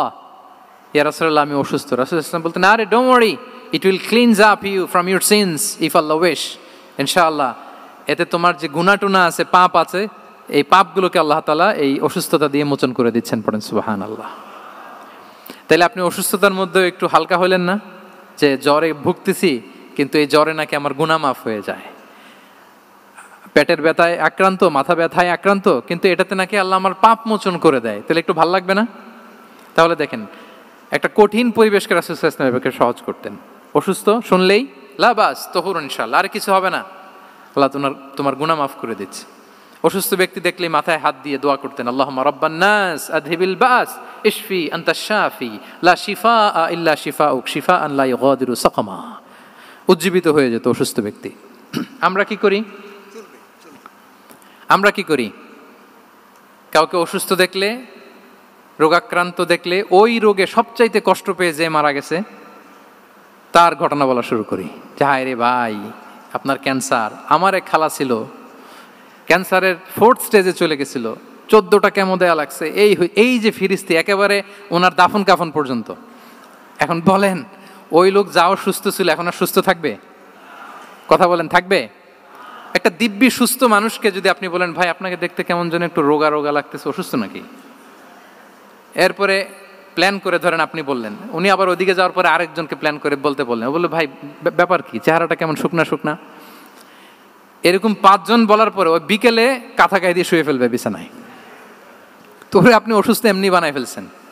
কিন্তু রাসূলুল্লাহ সাল্লাল্লাহু আলাইহি ওয়া আলিহি ওয়াসাল্লাম উনি বলতেন, লাবাস আলাইক তুহুরুন ইনশাআল্লাহ, আরে সুস্থ হয়ে যাবা। এজন্য দেখতে গেলে আপনি উৎসাহিত করবেন, বলবেন আরে ভাই আপনারা তো খুব সুস্থ লাগতেছে। কে বলছে আপনি অসুস্থ? অসুস্থতার কোনো ছোঁয়াই তো আপনার মধ্যে নাই। হ্যাঁ, you are looking very fine, চমৎকার লাগতেছে আপনার, কে বলছে তো ভালো হয়ে যাচ্ছেন, এটা বললে উনি আশা পায়। আর আপনি যদি ওই রোগে সবচেয়ে কষ্ট পেয়ে যে মারা গেল, এই ঘটনা যদি ওনারে শোনান, উনি বাঁচবে বলেন? তাহলে আমরা মানুষকে উৎসাহিত করব, অপটিমিস্টিক হব, প্যাসিমিস্টিক হব না। এবার বলুন, হুনাইনের যুদ্ধে, কুইজ, হুনাইনের যুদ্ধ কত হিজরিতে হয়েছিল? অষ্টম। হ্যাঁ, মাত্র 2-4 জন বলতেছে। আমাদের ওই যে হাসানা ফাউন্ডেশনের একটা সিরা অলিম্পিয়াড চলতেছে, এটাতে অংশগ্রহণ করতে হবে আপনাদের। আমরা প্রতিদিন একটা করে কুইজ জানান দিচ্ছি মানুষদেরকে, একেবারে সব মুখস্থ হয়ে যাবে ইনশাআল্লাহ। তাহলে অষ্টম হিজরিতে হাওয়াজিন বনু সাকিব গোত্রের বিশাল ব্যাটালিয়ন নিয়ে ওরা আসছে, এবং ওরা আসছে যে আমরা শুধু একা যাব না, আমাদের স্ত্রী, বাচ্চা কাচ্চা, আমাদের যার ঘরে যত সম্পদ আছে সব নিয়ে মরুভূমিতে যাব। এটা নিয়ে যাব কেন? সবার মধ্যে যেন ইন্সপিরেশন আসে যে যদি আমরা হারি, আমরা সব শেষ, আমাদের সম্পদও নিয়ে যাবে। আর এগুলো রক্ষার জন্য হলেও মোহাম্মদের বিরুদ্ধে আমাদেরকে জয়লাভ করতে হবে। কি টেকনিক দেখেন! সব যখন নিয়ে দাঁড়াইছে, বিশাল বাহিনী, এক সাহাবী এসে বলল, ইয়া রাসূলুল্লাহ, কালকে তো আমাদের খবর আছে, এই বাহিনীকে আমরা কি করে পরাস্ত করব? ইয়া রাসূলুল্লাহ, এসে দেখুন, পাহাড় থেকে দেখুন কত বিশাল বাহিনী। রাসূল সাল্লাল্লাহু আলাইহি ওয়াসাল্লাম দেখা মাত্রই বললেন, তিলকা গনিমাতুল মুসলিমিনা গাদান ইনশাআল্লাহ। আরবি যারা বোঝেন, যে it will be the war booty for the Muslim community tomorrow ইনশাআল্লাহ। আরে এগুলো তো আমরা সব গনিমত আকারে ব্যাগে কইরা মদিনায় নিয়ে যাব। এই যুদ্ধে জয়লাভ করে যা আছে এগুলো উটে করে ওয়ার বুটি হিসেবে মদিনায় নিয়ে যাব। বলার সাথে সাথে সাহাবীদের সব ভয় দূর হয়ে গেল, আবার প্রাণ ফিরে পেলেন, সজীব হয়ে উঠলেন, উজ্জীবিত হলেন। তাহলে আমরা অপটিমিস্টিক হব, আমরা ইতিবাচক চিন্তা করব। এবং ইসলাম আল্লাহ তাআলার ব্যাপারেও আমাদেরকে ইতিবাচক ধারণা রাখতে উৎসাহিত করে। হাদিসে কুদসিতে আল্লাহ বলেন, আনা ইনদা যান্নি আবিদি বি, আমার বান্দার নিকট আমি তেমন, আমার বান্দা আমার ব্যাপারে ঠিক যেমন ধারণা করে। আপনি যদি ধারণা করেন আল্লাহ দয়ালু, ঠিক আল্লাহ তাআলাকে দয়ালু পাবেন। এখন বলেন, আল্লাহর ব্যাপারে কার ধারণা কেমন? আল্লাহ তাআলা খুব প্রতিশোধ পরায়ণ না? প্রচন্ড রাগী? আমাদের সবাইকে জাহান্নামে দেওয়ার জন্য বসে আছেন না? তাহলে কি ধারণা বলেন তো? তিনি দয়াময়, তিনি মেহেরবান, তিনি আমাদেরকে অবশ্যই ক্ষমা করবেন। এই বিশ্বাস আল্লাহর প্রতি আমাদের সবার আছে তো? এই বিশ্বাস যদি থাকে, ঠিকই আল্লাহ তাআলাকে রহমান রাহিম হিসেবেই আপনি পাবেন।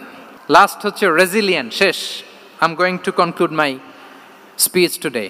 রেজিলিয়েন্ট হচ্ছে যাকে থামানো যায় না, আনস্টপেবল। সংকট কাটিয়ে ঘুরে দাঁড়ানোর সামর্থ্য যার থাকে তাকে বলে রেজিলিয়েন্ট। লেগে থাকার মানসিকতা, টিকে থাকার যোগ্যতা, সহজে হার না মানার যে অ্যাটিটিউড, এটাকে বলে রেজিলিয়েন্ট মাইন্ডসেট। রাসূল সাল্লাল্লাহু আলাইহি ওয়াসাল্লামকে আল্লাহ তাআলা এই মাইন্ডসেট দিয়েছিলেন। ওনাকে হারাইতে পারছে কেউ?